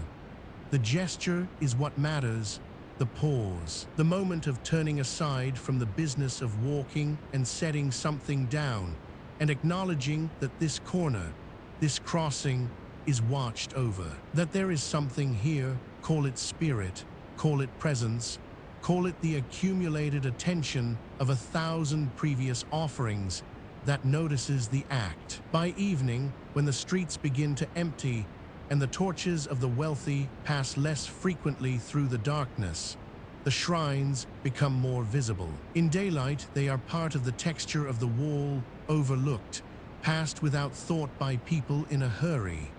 But at night, each small flame is its own event. You can trace a path through the city by its shrines, moving from one small light to the next, each one marking a crossing, each one holding its quiet flame against the surrounding dark. There is a baker who passes this corner before dawn, long before the city wakes. She has been passing it for 11 years, from her home in the eastern quarter to the bakery where she works the first shift, while the dough is still rising and the oven is being fed. She walks in the dark. In those years, she has stopped at this corner perhaps 3,000 times. She always pauses. She always sets something at the base of the niche, a small piece of bread or a pinch of flour from the fold of her cloak where it has settled during the last shift, or simply a touch of her fingers to the cool plaster below the clay figures. She does not make it a ceremony. It is briefer than that, a moment of contact, a small acknowledgement offered to the darkness and to whatever watches from within it. She would not say she was afraid of the layers. She would not say she feared what might happen if she stopped. It is not obligation that brings her hand to the wall. It is something more like gratitude, diffuse, untargeted, the gratitude of someone who has arrived at another morning, who is warm enough and fed enough and still present in the world, and who wants, for just a breath, to mark that fact somewhere outside herself. The oil in the lamp has been burning since shortly after sunset. Someone tends it, a role that belongs to the local neighborhood association, the collegium of this crossroads, a loose organization of residents and tradespeople who chip in a small sum each month for oil and incense and the occasional garland. The tending is simple. Someone fills the cup at dusk. Someone checks it at midnight if they happen to be awake. In the morning, whoever wakes earliest and passes this corner will notice whether the wick needs trimming. It is a task distributed across many hands. No single person carries it. The shrine burns because the neighborhood, in its collective casual attention, keeps it burning. This collective attention is itself a form of belief, not a belief that can be written down as doctrine or recited as creed, a belief made entirely of small repeated actions, of the cup filled each evening, of the flower pinch and the flower stem and the fragment of incense. In those days, this was the texture of the sacred in daily life, not separate from ordinary activity, not reserved for temple days and formal rites, but woven into the walk to work, and the return home, and the midnight errand, and the pre-dawn rising. The niche in the wall has absorbed all of this. Centuries of lampblack have darkened the upper plaster, leaving a soft gray ghost of smoke above the painted figures. The shelf below the niche is worn at its edge where hands have rested. The vines that trail over the top are older than anyone's memory. The neighborhood children believe they have always been there, which may even be true. The oil cup itself is ancient, its clay dark and pitted, replaced at some point in the distant past and then forgotten again into permanence. It is past midnight now. The alley is completely quiet. The flame in the cup barely moves. The two small figures stand in their niche with the patience of things that have never needed to hurry. The flowers on the shelf below them have closed entirely now, soft and folded, their petals holding a last faint warmth from the day. The wall behind the shrine is cool to the touch. The city breathes around it, the distant sound of a cart, the settling of a building, the long silence between one moment and the next. There is a smell here that belongs to this specific hour. Stone that has released the warmth of the day and returned to its own deep coolness. Old oil, not rancid, just present, the accumulated scent of countless small offerings burned in the same clay cup over years and decades. The dry, faintly powdery smell of old plaster. And beneath all of it, barely perceptible, something floral, not the flowers on the shelf, which are too small and too closed for that, but something older, absorbed into the stone itself, the memory of 10,000 garlands left and taken away and left again. The Romans had a word for the sacred quality of a place. Sacer, set apart, belonging to something beyond the merely human. But what the street shrines suggest is that this quality did not require removal from the world. It required only attention. A flame kept burning, a small figure placed with care, a hand pausing in its passing to touch the smooth-worn plaster. The sacred was not elsewhere. It was here, at the corner, in the alley, in the small, persistent light that held against the dark. Long after the empire has changed and the old gods have faded from official life, these corners will keep their quality. The niches will be repurposed, the figures removed, new images placed there, different names, different forms, but the same impulse, the same need to mark the crossing, to acknowledge the junction of paths as a place that deserves a light and an offering and a moment of pause. The human instinct that built the lararium does not disappear. It merely finds new vessels, but that is later. Tonight, the original flame burns. The original figures stand. The baker is still 3 hours away from her pre-dawn walk. The neighborhood sleeps. The collegium members are in their beds, and the shrine tends itself as it always has, the oil feeding the flame at its own slow pace, the wick consuming itself thread by thread, the light it casts on the wall contracting very slightly as the night deepens and the oil lowers in the cup. By the time the sky begins to change, not lighter yet, not even close, but different in some quality that the body knows before the eyes do, the flame will be lower still, perhaps guttering, perhaps nearly out. And sometime before the first light, a hand will appear from the darkness of the alley. An old man, unable to sleep, out for the walk that old men take in the small hours when the city is at its most still. He will stand at the corner. He will look at the low flame. He will produce from the fold of his cloak a small clay bottle of oil, carried for just this purpose, because he passes this corner every night and he always carries oil now, has for years, ever since the night he came past and found the flame gone out and felt the absence of it more than he expected. He will tip the oil into the cup carefully, not spilling. The flame will shiver and then steady and then rise, very slightly, not dramatically, nothing so sudden as that. Just a small and gradual brightening, enough to touch the painted figures again, enough to find the vines at the top of the niche and cast their thin shadows up against the plaster, enough to be seen from the far end of the alley as a point of warm and constant light. He will stand there for a moment, looking at what he has done. Then he will pull his cloak a little closer against the cool of the night air. He will nod once, very slightly, at the figures in the niche, and he will walk on into the dark, the sound of his sandals fading slowly into silence. The flame burns on. The city sleeps around it. The night holds its depth and its quiet, and the corner glows as it has always glowed, small, steady, present, asking nothing, offering only this, a light that someone, somewhere, took the trouble to keep burning. The river was always there.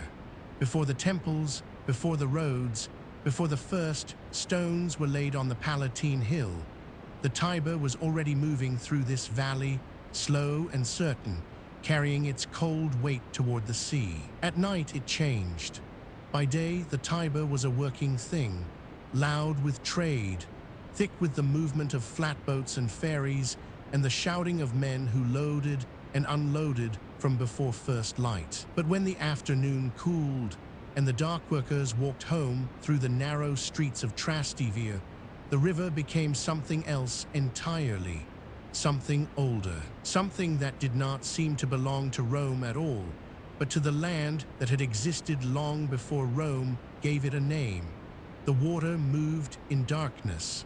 That is the first thing to understand. There were no lights along the banks in the way we might picture them, no lanterns strung from posts, no torches planted every few feet along the waterline. The Tiber at night was genuinely dark, a wide, slow absence running through the middle of the city, and the city's lights only reached it in fragments. From a bridge, you might look down and see the glow of a distant warehouse lamp rippling on the surface, a broken, wobbling streak of amber, stretching and collapsing with each small movement of the current. The river took the light and pulled it apart. It made no promises about giving it back. The smell of the Tiber at night was something those who lived near it knew in their bones. It was not an unpleasant smell, not entirely. Heavy, yes. Muddy, certainly. There was the particular cold wetness of river reeds crushed flat along the banks, that greenish, faintly bitter smell that rises from still vegetation at the water's edge. There was silt, ancient and mineral, the smell of the river's floor stirred faintly by the current. And underneath all of it, the faint sourness that any great urban river carries, the trace of what the city discards, what the city cannot keep. By evening, the reeds along the quieter stretches of bank held pools of shadow that the moonlight could not quite reach. Small things moved in them. Frogs settled into their low, slow calling. Water birds shifted without waking. The mud at the bank's edge was soft and gave slightly underfoot, and in those places where the reeds grew thickest, the ground was neither entirely land nor entirely water, but something between the two, a cold, yielding edge where the city simply dissolved into the river. The boats were tied up by dark, most of them in any case. The broad-bottomed river barges, heavy, flat craft built for carrying rather than speed, were moored along the docks of the Emporium district, or pulled up to the wooden quays that served the warehouses of Trastevere. Ropes thick with water looped around iron rings.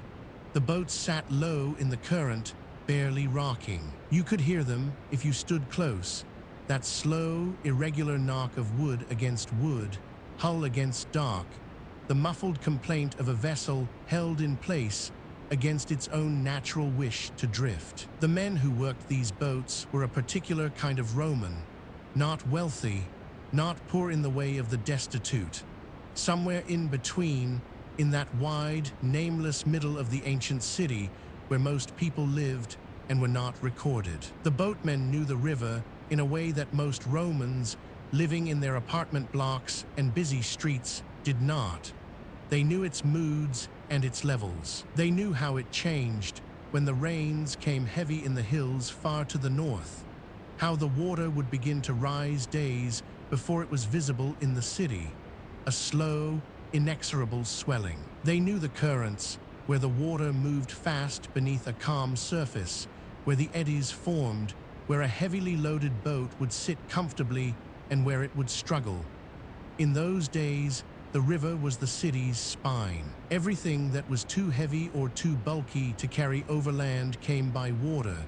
Wine from the coastal ports, grain from the ships that docked at Ostia, the river's mouth, where the sea met the current. Marble in some cases, great pale blocks dragged on wooden sledges to the water's edge and floated upstream with patience and considerable effort. Timber from the hills, amphorae by the thousands, their bellies full of olive oil, stacked in the bellies of the barges, packed in straw. By night, that commerce was stilled. The warehouses were locked and dark. The Emporium sat quiet behind its long colonnade, its wide stone platform empty of the day's noise. The grain would wait until morning in its enormous storage rooms, cool and still and smelling of dust and husk. The oil would wait in its amphorae, sealed with wax, patient as stone. The dock workers who were not boatmen lived nearby, in Trastevere, the neighborhood across the river, whose name means simply that, across the Tiber. It was a district that Rome claimed, but that always held something slightly apart from the city's center. The streets were narrower there, or so it is believed. The buildings older and more crowded. The people who lived there, sailors and rope makers and potters and freedmen and merchants from the eastern provinces, had created something that was Rome, but not Rome. A river neighborhood facing inward on its own life. At night, Trastevere was not entirely quiet. It never quite was. The same conditions that kept the city's wealthier districts disturbed by noise applied here too. The carts that were permitted only after dark, the loading and unloading that happened in the hours before sunrise. But Trastevere had a particular texture to its nighttime. The streets ran close between high walls. Overhead, laundry hung from line to line between the buildings, still damp in the night air. A cat moved along the top of a wall without sound. The smell of river mixed with the smell of cooking oil, with smoke, with the warm and slightly sweet smell of a bakery already at work before the city had woken. There were people who slept by the river, not all of them by choice. The poorest residents of the riverside neighborhoods might find shelter under the arches of the great warehouse structures, in the spaces between dark buildings, in the shallow overhang of a stone stairway that led down to the water. The river at night was cooler than the streets. In summer, that coolness was something to seek. The air moved differently along the water. Even on a still night, there was the faintest suggestion of a breeze, the river breathing out its cold along the surface. The bridges were their own world after dark. Rome had several bridges across the Tiber in this period. The Pons Aemilius was ancient, Rome's first stone bridge, though parts of it had been rebuilt over the years. The Pons Fabricius connected the left bank to the small island in the river's center, the Tiber Island, that flat teardrop of land that sat in the current, as though the river had simply decided to flow around it. The bridges were not lit at night, not in any organized sense. A traveler crossing them would cross in near darkness, with perhaps a small lamp they carried themselves, the flame cupped against any wind. Standing on one of those bridges at night, looking downstream, the city would have been present all around, but the river would have seemed entirely its own. The far bank would have been a dark line, punctuated only distantly by light. The near bank the same, and between them, the Tiber, wide here, wider than many visitors expected, moving in its slow and permanent way, carrying small debris on its surface, carrying the city's shadow, carrying its own cold, entirely indifferent to the human world arranged along its edges. The Tiber Island glowed faintly from the temple of Aesculapius on its upstream end. The god of healing had a particular association with this place. It is said that a serpent sacred to the god had swum to the island centuries before, from a ship carrying his cult from Greece, and had settled there, and so the island had become a place of medicine and of the sick. Even at night, the sanctuary on the island held a kind of watchfulness. Lamps burned in the porticos where those who had come seeking cures might sleep, waiting for a dream, for some sign of the god's attention. The island floated in the dark water like something lit from within. The river moved past it on both sides, neither hurrying nor slow. On the far bank, the Janiculum Hill rose above Trastevere in a dark mass, cutting the stars in a clean line. The hill was not built upon in the way the city's other hills were. It had always been a place at the edge of things, a vantage point, a marker of where Rome ended and the wider world began. At night, its trees would have been dark against a darker sky, and the hill would have pressed down on the river neighborhood below it with a quiet, vegetative mass. The current never stopped. That is the thing about a river that a sleeping city tends to forget. The street goes quiet and stays quiet.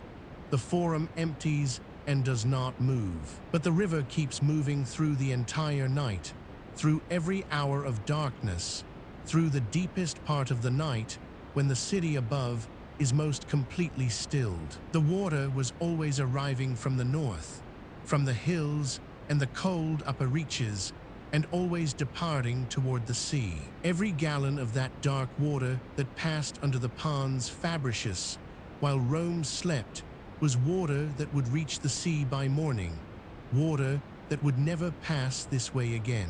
The boatmen who slept on their vessels, and some of them did, stretched out under a rough canopy on the deck, wrapped in a wool cloak against the chill, would have felt this as a kind of slow rocking, not the rocking of the sea. Nothing so dramatic. The barest motion, the hull adjusting and readjusting to the current against the rope's resistance, a constant gentle negotiation between the desire to move and the fact of being held. The smell of river mud is the smell of accumulated time. Every layer of silt that settled to the Tiber's bed was once something else, dissolved soil from a hillside many miles north. The fine material of a flooded field, organic matter broken down to its least elements. Lying on the riverbank, if you pressed your hand into the soft margin where the water met the earth, you could feel the cold go straight through your palm. The mud held the cold with a particular dedication. Long after the air above had begun to warm toward dawn, the mud at the water's edge remained insistently cold. The mist came some nights, not always, but on certain nights, when the air temperature dropped quickly after sunset, when the river's water retained more warmth than the cooling air above, a low mist would begin to form along the surface. It was thin and did not rise high. It lay along the water, drifting in slow shapes, moving with the faint current of air above the river, catching what little light was available and making of it something pearlescent, something without edges. The mist would soften the reflections of distant lamps until they became mere suggestions. It would blur the dark line of the far bank until the river seemed to have no opposite shore at all, only the water and the mist above it, and the darkness continuing without interruption. In those hours, the deepest hours, past the middle of the night, the Tiber was Rome's oldest self, not the Rome of forums and triumphs and carved stone, something before all of that. A valley and a river, and the sound of water moving through the dark, slow and constant, and entirely unconcerned with everything that had been built along its banks. The city would wake again. It always did. Before dawn, the carts would begin, and the bakers, and the boatmen rising stiffly from their hard decks. The docks would fill with sound. The river would catch the first gray light and show itself again, wide and brown and practical, ready to be used. But for now, the mist drifted. The current moved. The ropes held their boats in place against the pull of the water, and the stars above the janiculum burned cold and silent, and the river carried the night downstream toward the sea. There was a moment, somewhere in the deep hours, when the city grew quiet enough to hear a single lamp flame move, not silent. Rome was never truly silent, but quiet in a way that had weight to it, a way that felt deliberate. The carts had stopped their grinding. The tavern voices had thinned, and in the narrow rooms and wide apartments and dim stone chambers all across the city, people were lying down. They pulled wool over their shoulders. They turned toward the wall, and they crossed, without knowing it, into the other half of the Roman day. For the Romans, sleep was not simply the end of something.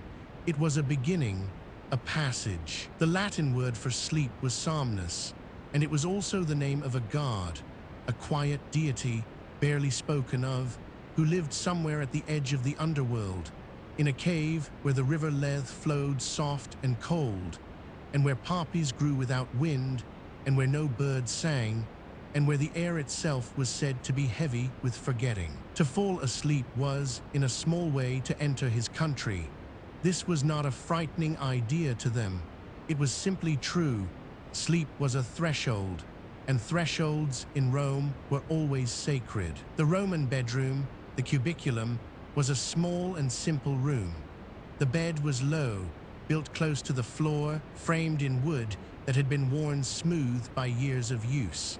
The mattress was stuffed with wool or straw. In wealthier homes, it might be covered in a finer cloth, something dyed a soft color, ochre or faded blue.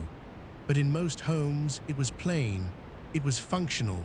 It smelled of lanolin and dust, and the faint sweetness of the body's warmth. A single clay lamp might burn on a shelf nearby. The flame was small. It threw more shadow than light, really, a gentle orange trembling at the edges of the room, leaving the corners dark and soft. The shutters on the window were pulled half-closed against the night air, but not fully. A thin line of moonlight sometimes fell across the stone floor. The sandals left beside the bed cast long shadows in it. This is where the dreaming happened. In rooms like this, all across the city, in the deep hours when the lamps burned low and the wool held body heat and the city outside moved like water, the Romans entered the world of their dreams, and they paid close attention to what they found there. In those days, a dream was not a private accident of the sleeping mind.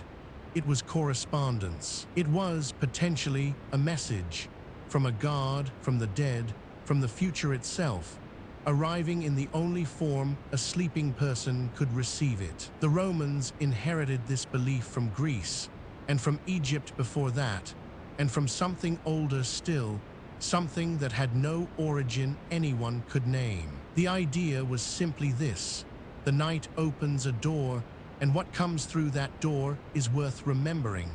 There were three kinds of dreams the Romans recognized. The somnium was the ordinary dream, full of symbols, confusing, requiring interpretation. The visio was a direct vision of something that would come to pass. And the oraculum was the rarest and most sacred, a dream in which a god, or an ancestor, or a venerable figure appeared and spoke directly, giving counsel or warning or instruction. A person who received an oraculum did not take it lightly. They lay still for a moment after waking. They held the memory of it gently, the way you might hold something fragile and warm in both hands. Then they spoke it aloud, carefully, to whoever was nearby, because a dream spoken aloud was a dream preserved. Cicero wrote about dreams, so did Augustus. Julius Caesar's wife, Calpurnia, dreamed the night before the Ides of March that she held his bleeding body in her arms. She begged him not to go to the Senate. He went anyway. This story was told and retold for centuries afterward, not as a curiosity, but as a lesson about the weight of a dream and the cost of ignoring one. The professional dream interpreters occupied a particular place in Roman life. They were called onirocratici from the Greek, and they could be found in the markets and near the temples, available for a small fee. You came to them with your dream still warm in your memory, and you described it, and they listened with their heads slightly tilted, their eyes half-focused, the way a person listens to music rather than speech. They worked from tradition, from lists, from inherited systems of symbolic meaning that had been passed down and refined and argued over for generations.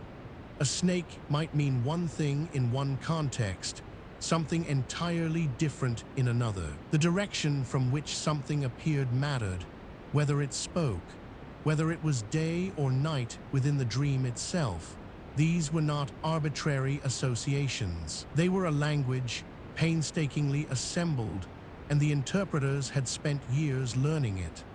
The most famous of these systems was written down by a man named Artemidorus in the 2nd century. His book, the Onera Critica, ran to 5 volumes.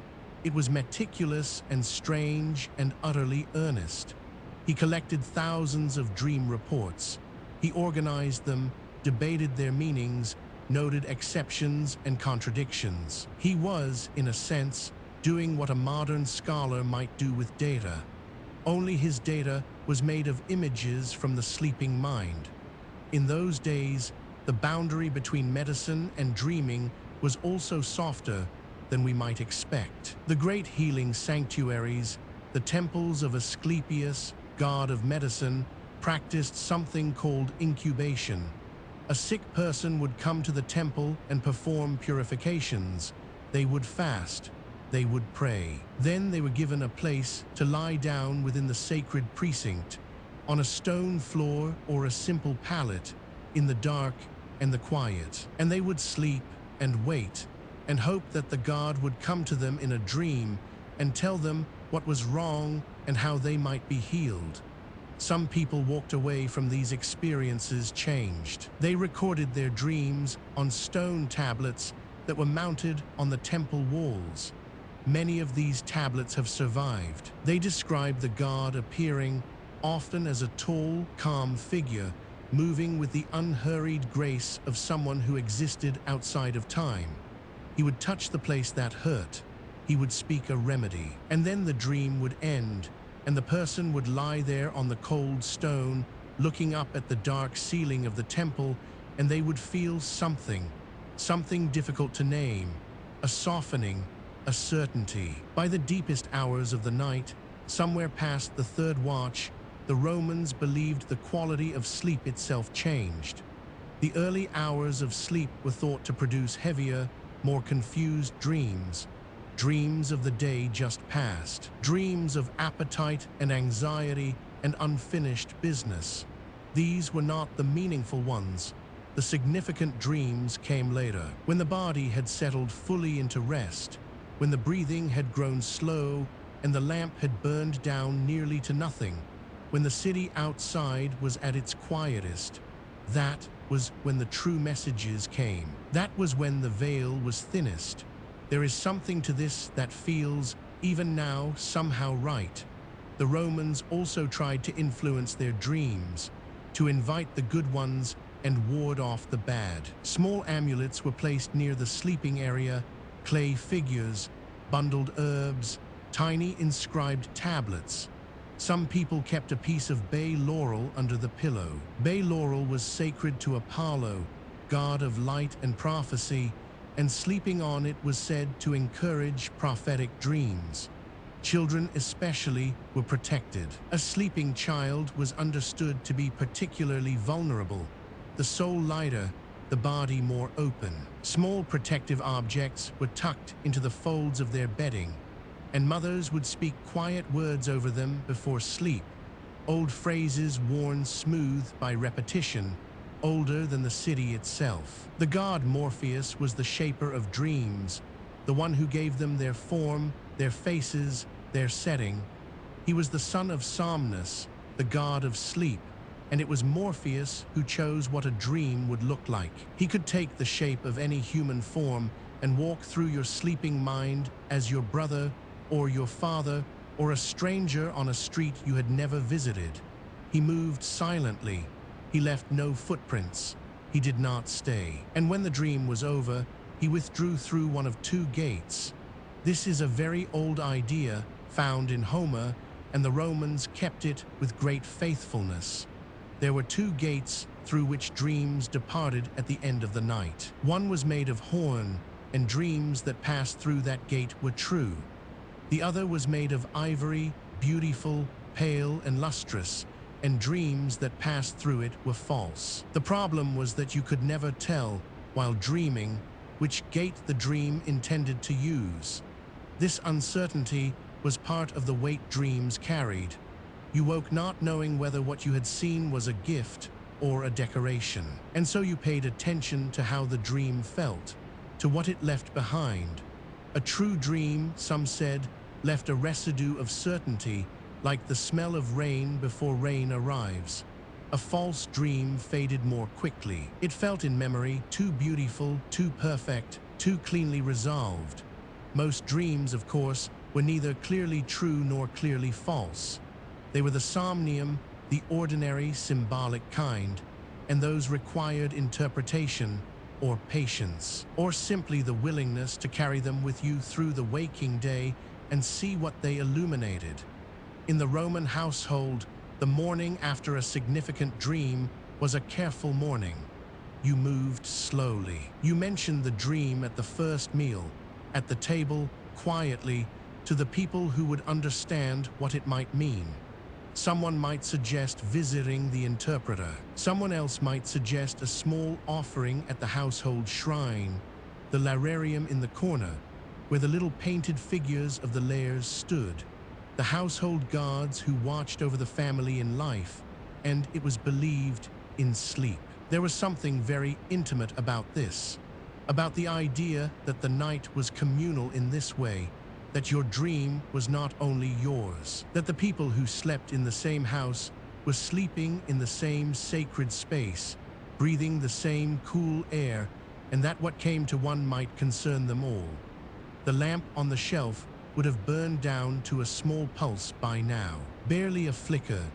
The moonlight through the half-open shutter would have moved across the floor during the night, tracking the slow arc of the sky, and by the deepest hour it would have moved past, leaving the room in near darkness. Only the faint glow of the lamp, the smell of warm clay, the sound of the city, quieter now, but still breathing, and somewhere in that room a person lies still in the wool covers.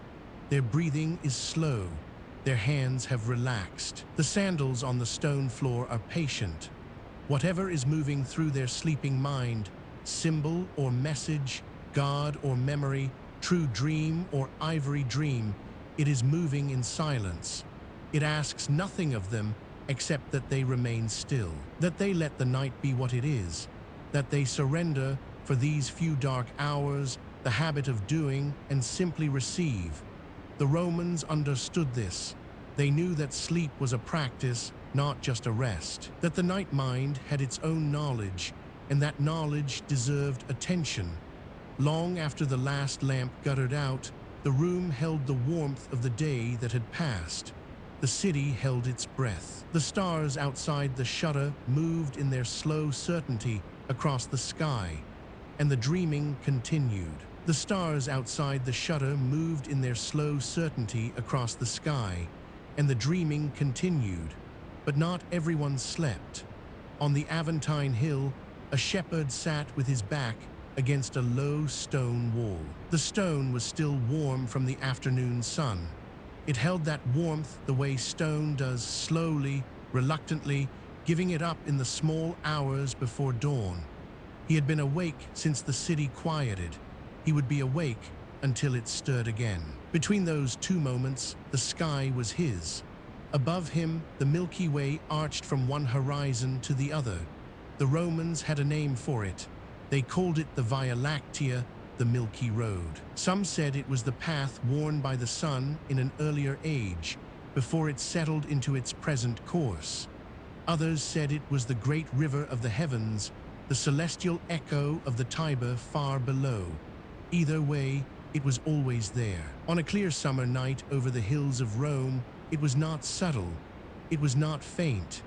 It was a broad, soft river of cold, white light, dense enough to cast a kind of shadow, present enough to stop a person mid-step. The shepherd did not need to name it to feel it. He had been watching it all his life. The air at this hour smelled of cut grass and dry earth, and the faint mineral coolness that rises from stone after dark. There was time somewhere near. The city below was quieter now, a dog, a cart wheel, the distant sound of water moving in a fountain, but mostly silence, the kind of silence that makes the sky feel closer. Romans divided the night into 4 watches. Each watch was marked not by a clock. Clocks, as we know them, did not exist, but by the steady movement of the stars. A trained eye could read the time of night the way a carpenter reads a length of wood. By feel, by experience, by long familiarity. The shepherd on the Aventine knew when the 3rd watch had ended, not because someone told him, but because he had watched a particular star cross a particular point above the ridge for so many seasons that his body understood it before his mind did. This was ordinary knowledge in those days, not special, not scholarly, just the knowledge of a person who spent time under the open sky. The scholars had their own relationship with the stars, more formal, more annotated. In the gardens of wealthy Romans, in the courtyards of philosophers and physicians, men sat with bronze instruments and papyrus scrolls and attempted to measure what the shepherd simply felt. They charted the rising and setting of individual stars. They tracked the planets, the wandering stars, the Romans called them, because they moved against the fixed background of the sky in ways that seemed deliberate, almost restless. There were 5 planets visible to the naked eye. The Romans knew them all. They gave them the names of gods. Venus was the brightest. It appeared in the west just after sunset, or in the east just before dawn, and it was so brilliant that on a clear night it could cast a faint shadow. Saturn moved the slowest, and there was something in its slowness that Romans found heavy, deliberate, even ominous. Mars was red, unmistakably, undeniably red, and its color was the color of dried blood, of iron, of the things it had been named for. To watch these 5 points of light move through the constellations over weeks and months was to watch something that felt like meaning. Romans were not unique in this feeling. Every civilization that ever existed under an open sky felt it too, but the Romans felt it in their own particular way. The augur, the priest who read omens, watched the sky with professional attention. The position of planets, their proximity to certain constellations, the appearance of comets or sudden bright lights, these were not merely astronomical events. They were communications. The gods spoke through the motions of the heavens, and it was the augur's task to interpret what was said. Before a general led his army into battle, the sky was consulted. Before the Senate ratified a decision, the sky was consulted. This was not superstition, exactly, or not only superstition. It was the belief that the universe was ordered, and that its order was legible if you knew how to read it. On the Aventine, the shepherd did not think in terms of augury. He thought in terms of weather and planting and the movement of animals. The rising of the Pleiades, that small, dense cluster of stars in the shoulder of Taurus, told him when spring planting should begin. The Romans called the Pleiades the Vigiles. Their rising in the east just before dawn was a signal. The earth was ready. The frost had passed. The season had turned. He could see them now, low in the west. They were setting, which meant the summer had advanced, which meant other things were true about the world below the hill. He filed this away without speaking, the way a person does when the information is not news, but confirmation. Farmers across Italy watched the Pleiades with the same attention. The poet Hesiod had written about this practice centuries before Rome existed. Virgil, in his poem about farming, the Georgics, described the stars as guides, as calendar pages written in fire. He listed which stars to watch, and when, and what each rising or setting meant for the work of the land.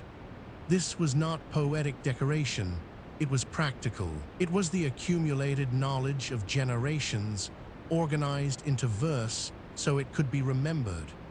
In those days, nothing was written that did not need to be remembered, and nothing that needed to be remembered was left to chance. The great wheel of the zodiac turned overhead. The Romans inherited this concept from the Greeks, who had taken much of it from the Babylonians before them. 12 constellations arranged in a broad band across the sky, marking the path that the sun appeared to travel over the course of a year. Each constellation had its season, its character, its associated qualities. The sun moved through Scorpius in autumn, through Capricornus in winter. The positions were not exactly as they are calculated today. Centuries of slow wobble in the Earth's axis have shifted things slightly, but the constellations themselves were the same shapes, the same stories. The Romans told the story of Scorpius and Orion this way. The great hunter Orion had boasted that he could kill any beast on Earth. The goddess of the Earth sent a scorpion to humble him, and so the two were placed on opposite sides of the sky, so they would never occupy the sky at the same time, so the old enmity would never be reenacted. In summer, Orion is gone and Scorpius is high. In winter, Scorpius disappears and Orion returns. Every year, the same choreography. The shepherd had heard this story as a child. He did not think of it consciously as he watched the sky. But somewhere behind his eyes, the names of the figures were there. The way the words to an old song are there, not summoned, just present. Ursa Major, the Great Bear, turned slowly around the North Celestial Pole, the pivot of the sky. It never set. At these latitudes, it wheeled through its circuit without ever touching the horizon. In those days, before the concept of true north was formalized, sailors used Ursa Major to orient themselves at sea. The two stars at the front of the bowl pointed toward the pole star, Polaris, the still point around which everything else revolved. A sailor who could find those two stars could find north. North being found, everything else followed. There is something almost unbearably steady about the pole star.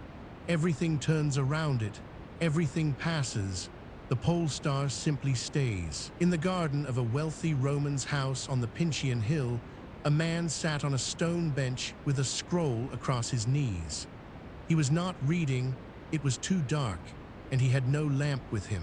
He had come outside because the house was warm and the night was cool, and because he had been thinking about something he had read in Pliny, in the great encyclopedic natural history, where Pliny had written about the fixed stars and the planets and the comet that had appeared during the funeral games of Julius Caesar. Pliny called that comet the Star of Caesar. It had burned in the sky for 7 days. Many people at the time believed it carried the soul of the dead man upward into the heavens. Pliny, ever the careful observer, recorded the phenomenon and noted that it was visible in the hours just after sunset. He noted its brightness. He noted the direction from which it seemed to move. Whether he believed the soul was in it, that is harder to say. The man on the bench was not thinking about Caesar. He was thinking about time, about the way the sky demonstrates the passage of time more plainly than almost anything else. The stars that are rising now will set before dawn. The constellations that are visible tonight will not be visible in 3 months, and yet they will return next year exactly as they were.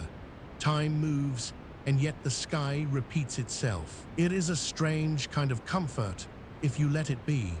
The ivy on the stone wall near him rustled faintly. A breath of air, warm, carrying the smell of the city, of bakeries and river mud, and something faintly floral, jasmine perhaps, from somewhere in the garden. He pulled his cloak a little tighter around his shoulders and turned his face upward. The summer triangle was almost directly overhead. 3 bright stars, Vega, Deneb, Altair, forming a wide triangle at the apex of the sky. Vega was the brightest of the 3. It was so bright that it had a quality almost like weight, like presence. He had read that Vega would one day be the pole star. In some unimaginably distant future, the slow wobble of the Earth would carry the North Celestial Pole around, until it pointed at Vega instead of Polaris. By then, Rome would be, he let the thought go unfinished. By then, everything would be different. The lamp in the distant window below had not moved. Someone was still awake in that house, reading or thinking or lying awake with something unresolved. From this distance, the lamp was just a small warm point in the darkness, indistinguishable, really, from a star. If you let your eyes drift out of focus and let the city below blur into something abstract. Light is light at a certain distance. The shepherd on the Aventine shifted against the stone wall and stretched his legs out in front of him. The grass was cool under his sandals now. The warmth had left the ground entirely. The third watch was ending, or near enough. He could feel it in the tilt of the sky, in the particular quality of the silence, in the way the air had begun to change, becoming something almost imperceptibly lighter, as if dawn were consulting with the dark about when it was appropriate to begin. Above him, the river of the Via Lactea still arched from hill to hill, still dense, still cold, still immeasurably old. Every star in that river had been there when the first human being looked up from a hillside and noticed that the sky was full of something. Every one of those stars would be there in some form long after the last lamp in the city below had been extinguished and the last fire gone cold. The shepherd pulled his cloak up around his ears and settled his back more firmly against the stone. He did not feel small exactly, or if he did, it was not an uncomfortable kind of smallness. It was the smallness of a person sitting inside something very large and very old and very quiet. The stars did not require anything of him. They did not need to be named or worshipped or consulted for omens. They were simply there. They had always been there. They moved in their slow certainty across the dark, each one tracing the same arc it had traced the night before, and the night before that, and the night before that, going back further than any story could reach. And somewhere in the city below, in a warm room behind a closed shutter, someone turned in their sleep. And somewhere in a garden on the Pincian Hill, a man on a stone bench let his eyes close at last, and the stars continued. The water was never truly still. Even late in the evening, when most of the city had grown quiet, the great baths held a kind of low, breathing movement. Water shifted against marble edges. Steam curled upward through lamplight. Somewhere in the walls, the furnaces pressed their heat through channels of hollow brick, and the floors themselves were warm beneath bare feet. This was the Thermae, and for many Romans, it was the most comfortable place in the world. The great bath complexes of Rome were not small things. They were civic monuments, gifts from emperors, offered to the city as statements of power and generosity, both at once. The baths of Caracalla covered 27 acres of ground. The baths of Diocletian held space for more than 3,000 bathers at a time. These were not simply places to wash. They were gathering halls, libraries, exercise courts, and conversation rooms all folded together beneath one enormous roof. In those days, the line between public life and private comfort was very different from what we know now. The bath was where that line dissolved entirely. A Roman arriving at the baths in the later afternoon would pass through a wide entrance, leaving the noise of the streets behind. The transition was immediate.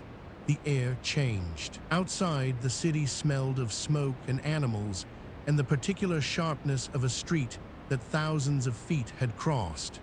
Inside, the air was warm and faintly damp. It carried the smell of heated stone, of oil poured over skin, of the woody smoke drifting from the furnace rooms below. The floors were smooth. Polished marble in geometric patterns, white and gray and deep red, absorbed the warmth from the hypocaust system running beneath them. Bathers walked carefully, slowly. There was no reason to hurry here. That was rather the point. The sequence of the bath was itself a kind of ritual, a deliberate movement from one temperature to the next.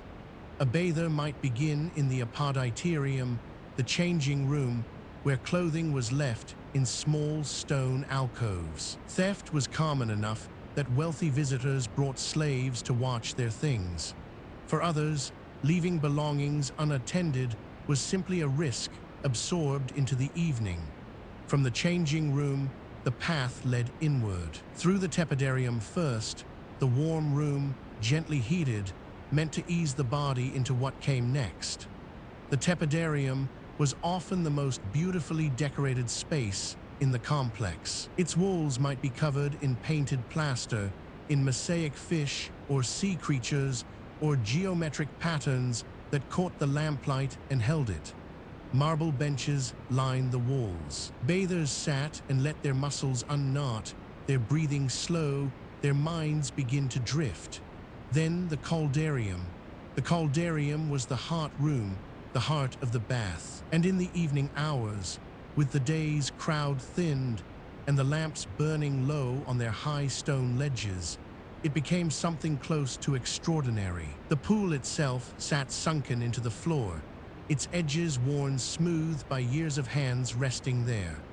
The water was very warm, heated from below, fed by lead pipes through which hot water moved constantly. Steam rose from the surface in slow, unhurried columns, drifting upward toward the vaulted ceiling high above. That ceiling arched overhead like the inside of a stone sky. Its curves caught sound and softened it. Voices became murmurs. Murmurs became part of the room itself. The windows were set high in the walls, large openings designed to let light pour in during the day and to let steam escape at night. By evening, those windows showed only darkness, and on clear nights, a scattering of stars visible through the rising haze. Oil lamps burned in niches cut into the stone. Their flames were steady in the still air, throwing orange light across wet marble and the shifting surface of the water. A person lowering themselves into that water would have felt the heat arrive in stages. First the feet, then the legs, then the slow submersion of the whole body until the warmth surrounded everything, and the weight of the day seemed to lift away with the steam. It is said that the philosopher Seneca once lived above a bath complex and wrote about the noise, the grunting of men exercising, the slap of hands on oiled skin, the shouting of the drink sellers moving through the corridors. He did not entirely enjoy the proximity, but even Seneca acknowledged that the bath was where the city's tensions went to soften. By evening, those tensions had largely already gone. The men and women who bathed in the later hours were not rushing. The businessmen had finished their transactions. The lawyers had closed their cases. The tradespeople had locked their stalls. What remained in the caldarium after the main crowd had passed was something slower and more private. Small groups in low conversation, individuals lying back with their eyes half closed, the old and the unhurried, and those who simply had nowhere else they preferred to be. Slaves moved quietly through the rooms, carrying towels of rough linen, bringing small clay cups of wine diluted with warm water. An attendant might offer to scrub a bather's skin with a strigil, a curved metal tool used to draw oil and sweat away from the body. The sensation was somewhere between discomfort and relief, a scraping pressure that left the skin feeling new. The smell of the caldarium in the evening was layered and particular. Warm stone, the mineral sharpness of the water. Olive oil worked into skin, the faint sweetness of whatever the nearby kitchens were preparing carried on warm air through the corridors. Wood smoke from the furnace rooms below, present always as a low undertone, like a bass note that the room was built around. Sound moved strangely in the caldarium, the water shifting against marble, droplets falling from arched surfaces above. the soft sound of someone moving through the pool.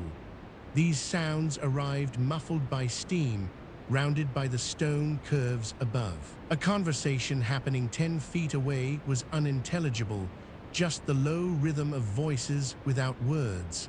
It was not silence, but it was a kind of quiet that felt complete. Romans were not, by habit, a people who sought solitude. The city was dense and social, and loud in all the ways that cities have always been.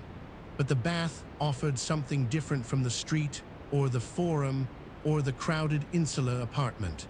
It offered proximity without demand. Other people were present, but no one expected anything from you. You could speak or not speak. You could watch the steam rise or close your eyes entirely. The warmth took care of everything else. For those who lived in the upper floors of the city's apartment buildings, rooms that were cold in winter, crowded always, without their own heating or their own water, the public bath was not a luxury. It was where warmth was available. It was one of the genuine comforts that the city offered to almost everyone, regardless of wealth. Entry fees existed, but were low. There are records of emperors occasionally waiving them entirely, opening the baths to the public for free as acts of public generosity. Long after the busiest hours had passed, the baths grew genuinely still. The exercise courts outside would have been emptied. The cold pool, the frigidarium, would have grown quieter, its blue-white light replaced by lamplight now that the high windows above it no longer offered the sky. The libraries, if the complex had them, were dark. The corridors between rooms held only the soft sound of water moving through pipes within the walls, a constant low gurgling that made the whole building feel alive, like something breathing. In the caldarium, a few bathers remained. Perhaps a man lying on the warm stone bench along the wall, a towel beneath his head, utterly still. Perhaps two men in the pool, speaking in low voices about something ordinary, a debt, a neighbor, a piece of news from the provinces. Perhaps a woman moving slowly through the water alone, her arms spread, her eyes closed, her face just above the surface of the heat. The lamps on the high ledges burned without flickering. The flames were too sheltered from movement to waver. They cast their light downward and outward in steady orange circles, overlapping on the marble floor, making the wet stone glow. Steam continued to rise from the surface of the pool. It drifted upward toward the ceiling, slowing as it spread, catching the lamplight for a moment before disappearing into the vault of shadow above. The ceiling was very high.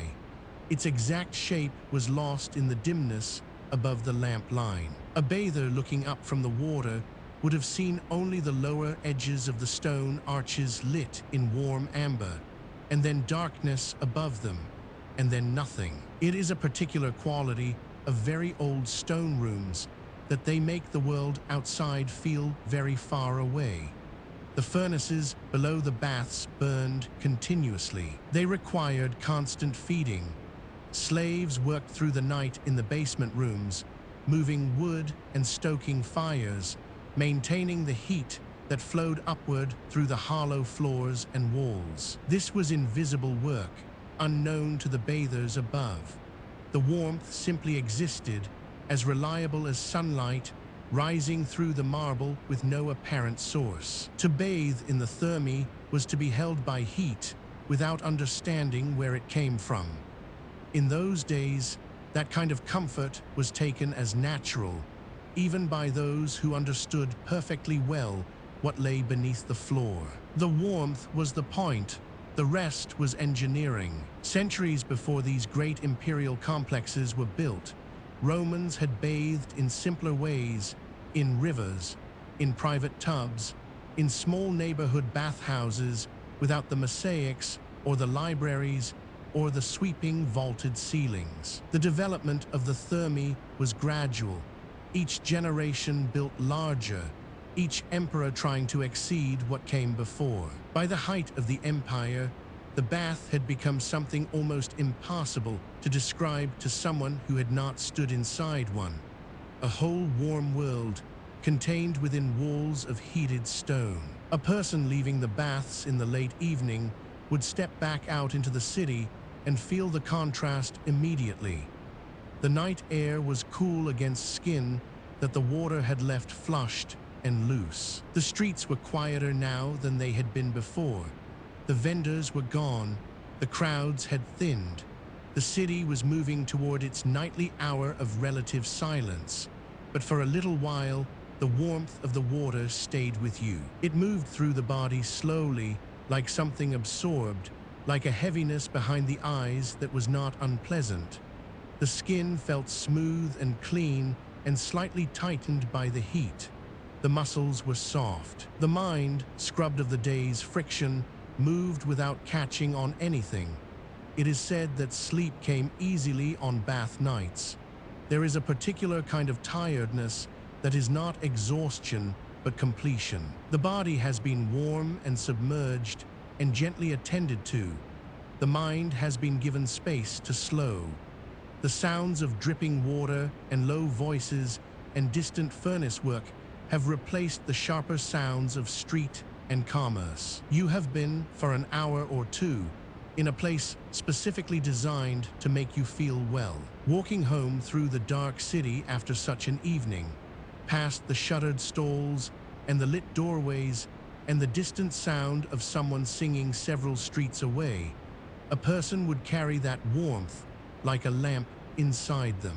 The stones of the street were cold beneath sandaled feet. The air held the particular quality of a Roman night, still and slightly metallic, carrying the river on the edge of it. But the body remembered the water, and the mind, half already elsewhere, moved without hurry toward home. The steam was still rising from the caldarium long after the last bather had gone. The lamps burned on, steady and orange, above an empty pool. Water shifted against marble edges with no one there to hear it. The furnace below continued its slow work, pressing heat upward through channels in the floor-warming stone that no feet would cross until morning. The walls held the heat all night, they always did, and the city, stone by stone, cooled slowly toward dawn. There is a particular hour in the night that has no good name. It is not late, it is not yet early. It sits between those two things like a held breath. The world paused, suspended, neither fully asleep nor reaching toward waking. In Rome, that hour had a texture all its own, a stillness that was different from the stillness of midnight, deeper, somehow more final, as though the darkness itself had settled into something permanent, and the idea of morning was still only a rumor. The streets were empty in a way they had not been even at the second hour of night. The drunks had found their corners. The watchmen had grown quiet. The noise of the earlier darkness, the arguments, the distant music, the sound of cartwheels already beginning on the outer roads, all of that had faded into something close to silence. What remained was the city breathing, the low creak of a timber beam somewhere above, the drip of water from a roof edge onto stone, the particular cold that settles into narrow streets just before the sky begins to change. It was cold in those hours, not the theatrical cold of deep winter, but the specific chill of pre-dawn, the kind that finds the back of the neck, that makes the fingers stiffen slightly around a cloak. The stone of the Insula had been giving up its warmth all night, and by this hour it had very little left to give. The cobblestones were damp, not quite wet enough to call rain, just the slow condensation of a city exhaling. A fine, invisible moisture that gathered on iron lamp brackets and settled onto the surfaces of things without quite being felt. The oil lamps that had survived the night were burning very low. In some doorways, they had already gone out, leaving only the faint smell of spent wick and warm metal. In others, a thin flame still clung on, throwing almost no light, just a small amber suggestion against the surrounding dark. A moth, impossibly late in the season, circled one of these without urgency. The lamp did not attract it so much as hold it, the way everything in that hour seemed held rather than moving. It is in exactly this darkness that the bakers had already been awake for some time. Long before the city stirred, the bakeries had begun their work. The bakers' hours were not the city's hours. They ran ahead of them, always by 2 hours, sometimes 3, depending on the size of the operation and the ambition of the man who owned it. In those days, bread was not something most Romans made at home. The Insulae had no safe kitchens, no proper hearths. The bread came from the bakery, and the bakery had to be ready before anyone was hungry, which meant the fire had to be lit before anyone was awake. The ovens were large, domed structures of brick and stone. They held heat the way thick walls hold winter cold, stubbornly, for a long time, in both directions. To bring one to temperature from nothing took patience. The baker would begin with small fuel and build slowly. Straw, then dry wood, then heavier lengths that would eventually become coals. The fire in those earliest moments was mostly sound, a low, busy crackling that filled the back of the shop and spilled faintly out into the street. If you had been standing in the street in those pre-dawn hours, you might have smelled the wood smoke before you saw anything. A warm, resinous smell drifting out into the cold air. Not the sharp smoke of something burning wrong, the slow, comfortable smoke of something building properly. It would have reached you before the light did. A faint warmth against the chill, entirely out of place in the empty street, drawing the attention the way warmth always draws attention in the dark. Then the light. A low rectangle of orange spilling across wet cobblestones from a bakery doorway left open to let the early heat escape. The steam rising from a grate nearby caught that light and held it for a moment before dissolving upward. The cobblestones gleamed faintly where the lamplight touched them. A few feet beyond the reach of that light, the street returned to blue-black darkness, and the shapes of buildings became approximations, suggestions of walls and doorways, and the narrow slot of sky above. Inside, the baker would have been working in near silence. The shaping of dough is quiet work. The pressing and folding, the dusting of flour that catches the firelight briefly as it falls. The smell inside would have been entirely different from the street, yeast and warmth, and something sweet underneath, the particular fullness of a room where bread has been made for years. The flour had settled into the walls, into the wooden surface of the work table, into the grain of the baker's hands and the creases of his forearms. He would not have been thinking about the city sleeping around him. That was simply the condition of his work. The city slept, he did not. The city would wake hungry, he would be ready. There was no romance in it for him. It was the shape of the days, repeated without variation, season after season. And yet the hour had its own quality regardless of whether he noticed it. Outside, the crows had begun, not in great numbers, not the sudden overwhelming noise of a full corvid dawn. Just one, then a pause, then another answering from further away across the rooftops. A conversation in the dark, unhurried, the birds shifting their weight on branches that could not yet be seen. The sound of a crow before light is a different sound from the sound of a crow in full morning. Lower, somehow, more considered, as though the bird is testing the air, not quite ready to commit to the day. The trees in the city, the small ones growing in courtyards, the older ones that had survived decades of building and rebuilding around them, were holding the last of the night in their branches. Their shapes were invisible against the sky, which was still that particular shade of deep blue-black that comes just before any change. Not the black of midnight. There is a difference, and most people have felt it without quite naming it. The sky in the last hour before dawn is blue in a way that midnight is not. It is the darkness beginning to remember that it can become something else. The carts had started. Roman law had long forbidden wheeled vehicles from the city streets during daylight hours. The logic was practical.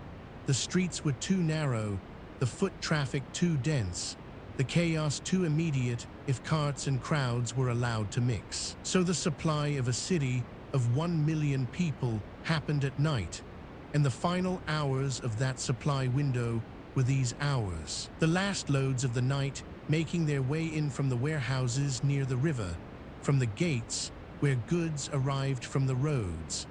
The sound of a loaded cart on Roman cobblestones is not a gentle sound. The wheels were iron-rimmed. The stones were uneven, worn into ridges and hollows by generations of the same traffic. The sound carried a deep, irregular rumbling, felt as much as heard, accompanied by the creak of the wooden frame and the heavier sound of whatever was piled in the bed.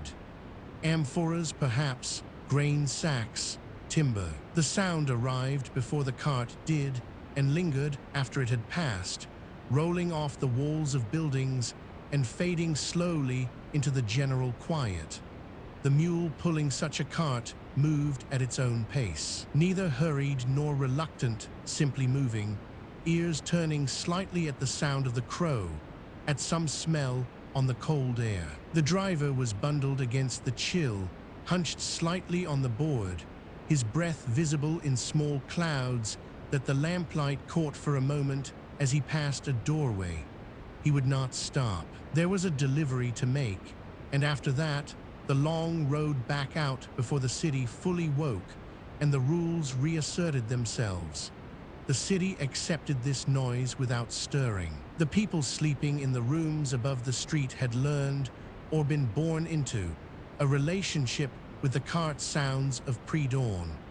The rumbling became part of sleep rather than an interruption of it, something to lean against, in the way that rain can deepen sleep rather than breaking it. In those rooms, the last hours of sleep had their own quality, lighter than the deep sleep of midnight, more permeable, more aware of the world below even without quite surfacing into it. A sleeper in an upper room might half hear the crow and incorporate it into something, might feel the slight vibration of a passing cart transmitted up through the building structure, through the floor, through the mat or the thin mattress, and not wake, but shift slightly, pull whatever covered them a little closer against the pre-dawn cold that had found its way through the shutters. The shutters, in summer, they would have been open to whatever air moved through the street. In the cooler months, they were closed, but not sealed.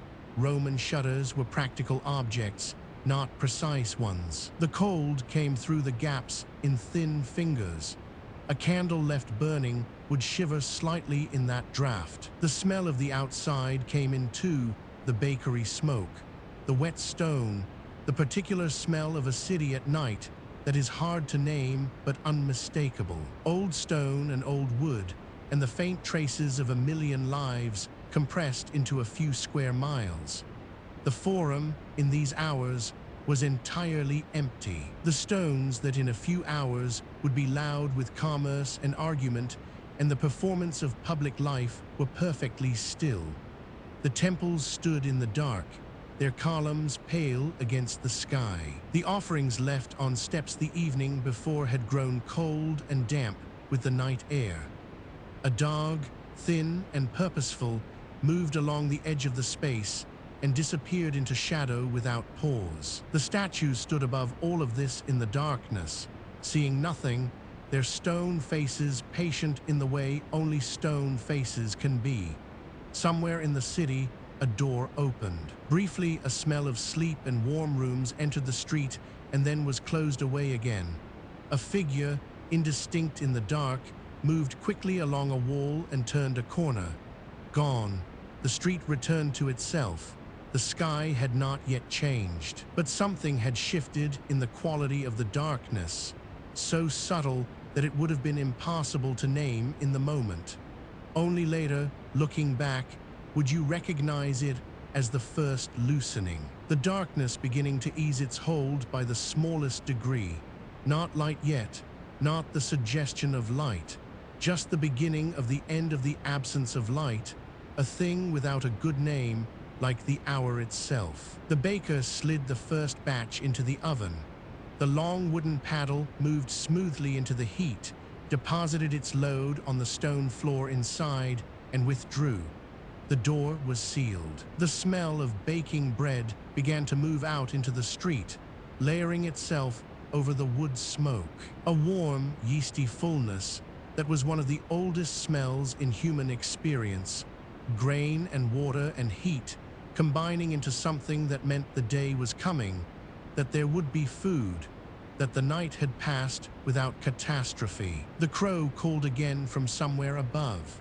A single note, cleaner than before, as if it had confirmed something. The cold sat in the street, patient, doing what cold does in the last hour before dawn, holding its position, reminding the city that morning does not come without cost. The carts rumbled on. The ovens held their heat. The sleepers in the rooms above turned once more in the blue-black dark. The sky waited, keeping its change to itself for a little while longer. And the city, stone and wood and smoke, and the slow breathing of a million people, waited with it. There is a trench in the ground, somewhere beneath the modern city. It may be narrow, edged with wooden boards, to keep the soft earth from falling back in. The sides of it are striped, pale plaster, dark ash, compressed rubble, red clay, and then a deeper red below that. Each stripe is time. Each stripe is centuries of ordinary life pressed down into something you could touch with your hand. A single lamp shard catches the last light of the afternoon. It is small. The curve of it fits the palm. On one edge there is a darkening, the residue of oil burned long ago, the carbon of a flame that went out sometime in the 2nd century or the 3rd. The archaeologist who lifts it does so carefully, not because it is fragile exactly, but because of what it was. Someone held this, someone filled it, someone set it on a ledge or a windowsill in the early dark, and it made a small circle of warmth in a room that no longer exists above ground. That is the quality of what remains. It is not grand. It is small and still and very quiet. Rome slept beneath the centuries in layers like this. The great monuments endure above ground, of course, the columns, the arches, the worn stone pavements that tourists walk today. But the truer record is below. It is in the excavated floors of apartment buildings, in the charred wood of collapsed beams, in the fish bones and olive pits found in kitchen middens, in the lamp deposits of temples and taverns and private rooms. The knights are down there, all of them. Every one of the knights this video has described. They have not vanished entirely. They compressed. They became soil. By evening, an excavation site takes on a particular character. The light comes in at a low angle, and it deepens the shadows in the layers. You can see what the midday sun flattens out. The texture of the strata becomes visible, the way one era rests on another, not cleanly, but with the rough honesty of accumulation. Things fell, fires happened, buildings were torn down, and their rubble was used to level the ground for the next building. The city was always eating itself and growing back. In those days, Romans had no particular sense that what they left behind would matter to anyone. A broken lamp was swept to the corner or thrown from a window into the alley below. A cooking pot that cracked was tossed out. The shard did not know it was becoming evidence. It just fell where it fell and was covered over in time. And yet here it is, still curved, still faintly dark at the wick hole.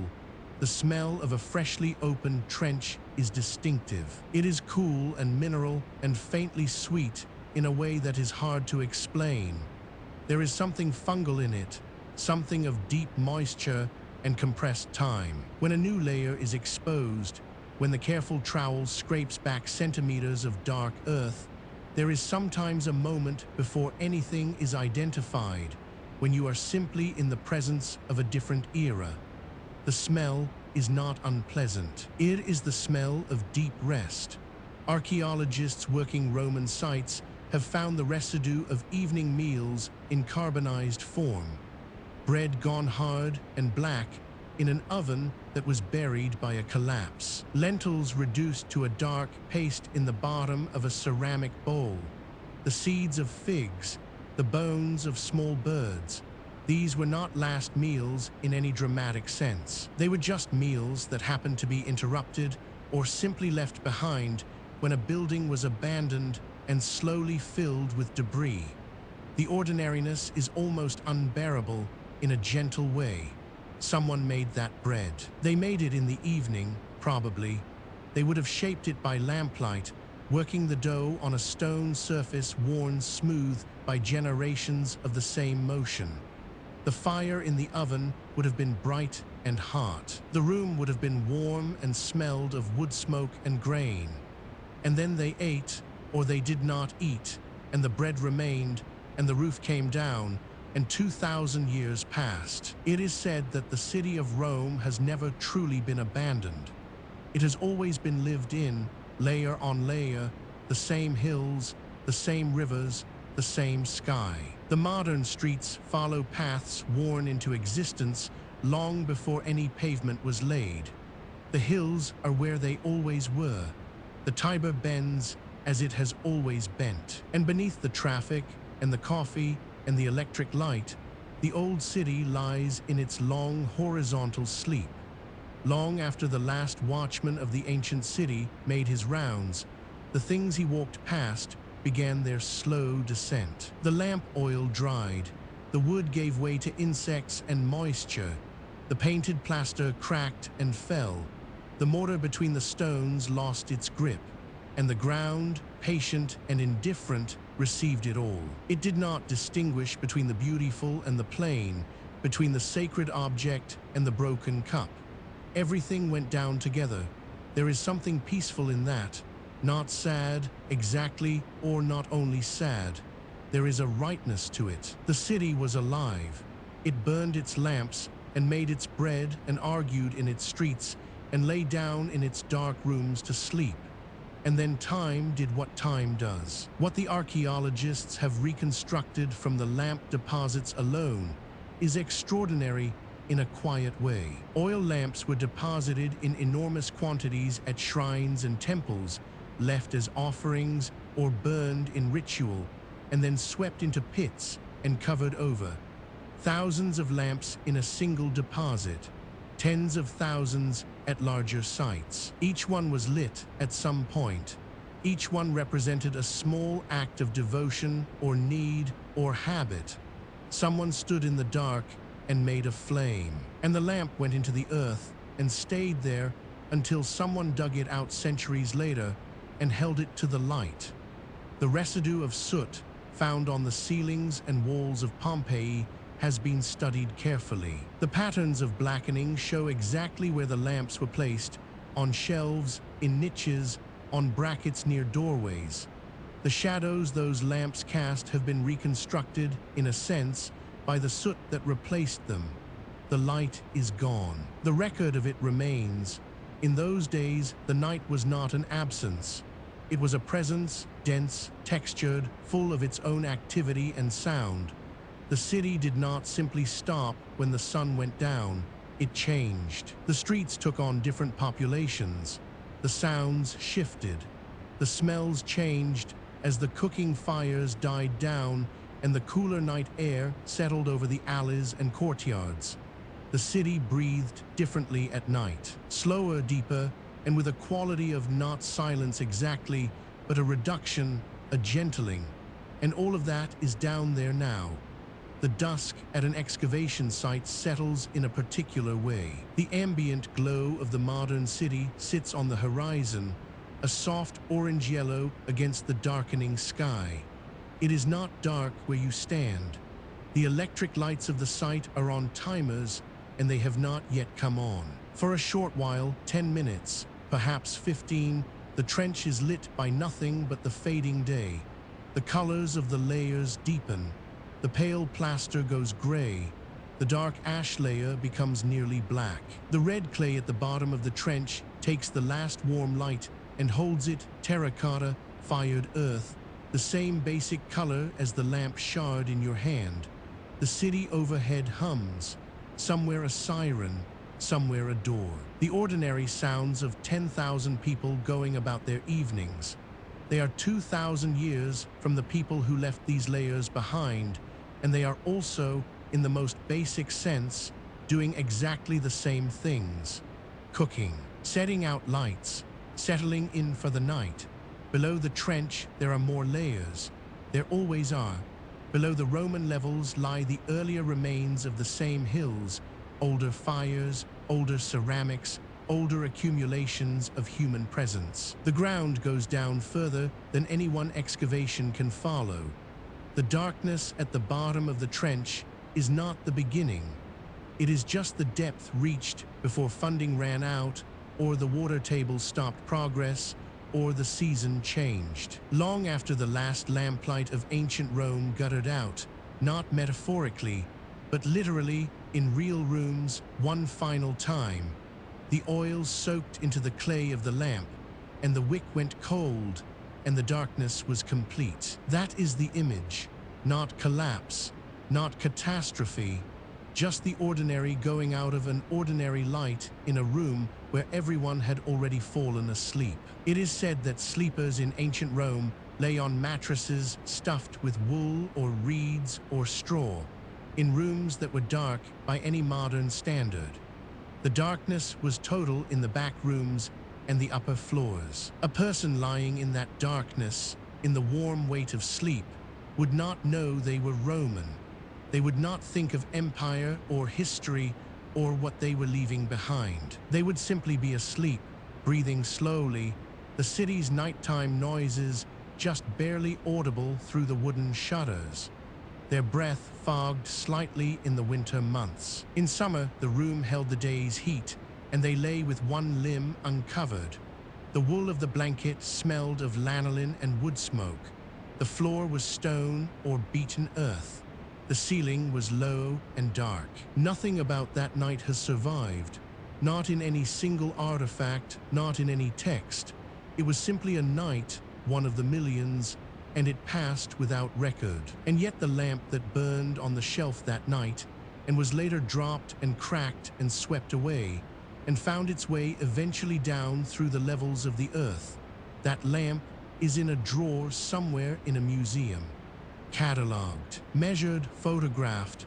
The night that fed it is gone entirely. The lamp persists. There is a quality to very old stone that repays attention. It is not just smoothness. It is a smoothness made by hands, by countless hands over countless years, each passing its small contribution to the wearing. A threshold stone worn hollow in the center by feet. A column base polished at hip height where people leaned. These are the places where the past is closest to the surface, where the distance collapses for a moment and you are nearly touching the same material that a person touched on an ordinary night, in an ordinary week long ago. The trench grows darker. The lamp shard is set down carefully, returned to the earth for now, or placed in a labeled bag, which is its own kind of preservation, its own quiet continuation of the story. Above the trench, the stars are beginning.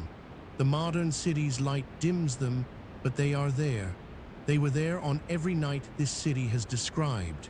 Every watchman who paced the streets at the third hour looked up and found them. Every baker who rose before dawn stepped outside and read the position of certain stars to judge the time. Every sleeper who was woken by noise turned over in the dark and waited for a world that lay still overhead, the stars slow and cold and reliable.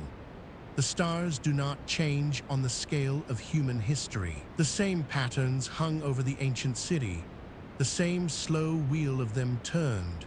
The city burned its lamps against them every night, and then the lamps went out, one by one, and the stars were all that remained. Here is what remains: the curved shard of a lamp, the dark stripe of ash in the trench wall, the smoothness of a worn stone threshold, the faint smell of cool earth opened after a long time closed, the record of a soot shadow on a wall in a buried room, the carbonized seeds of an ordinary fig, and the stars still turning overhead, above the amber glow of the modern city, above the sleeping streets, above all the layers of all the ordinary nights pressed down into the patient earth. The city rests. It has been resting for a long time.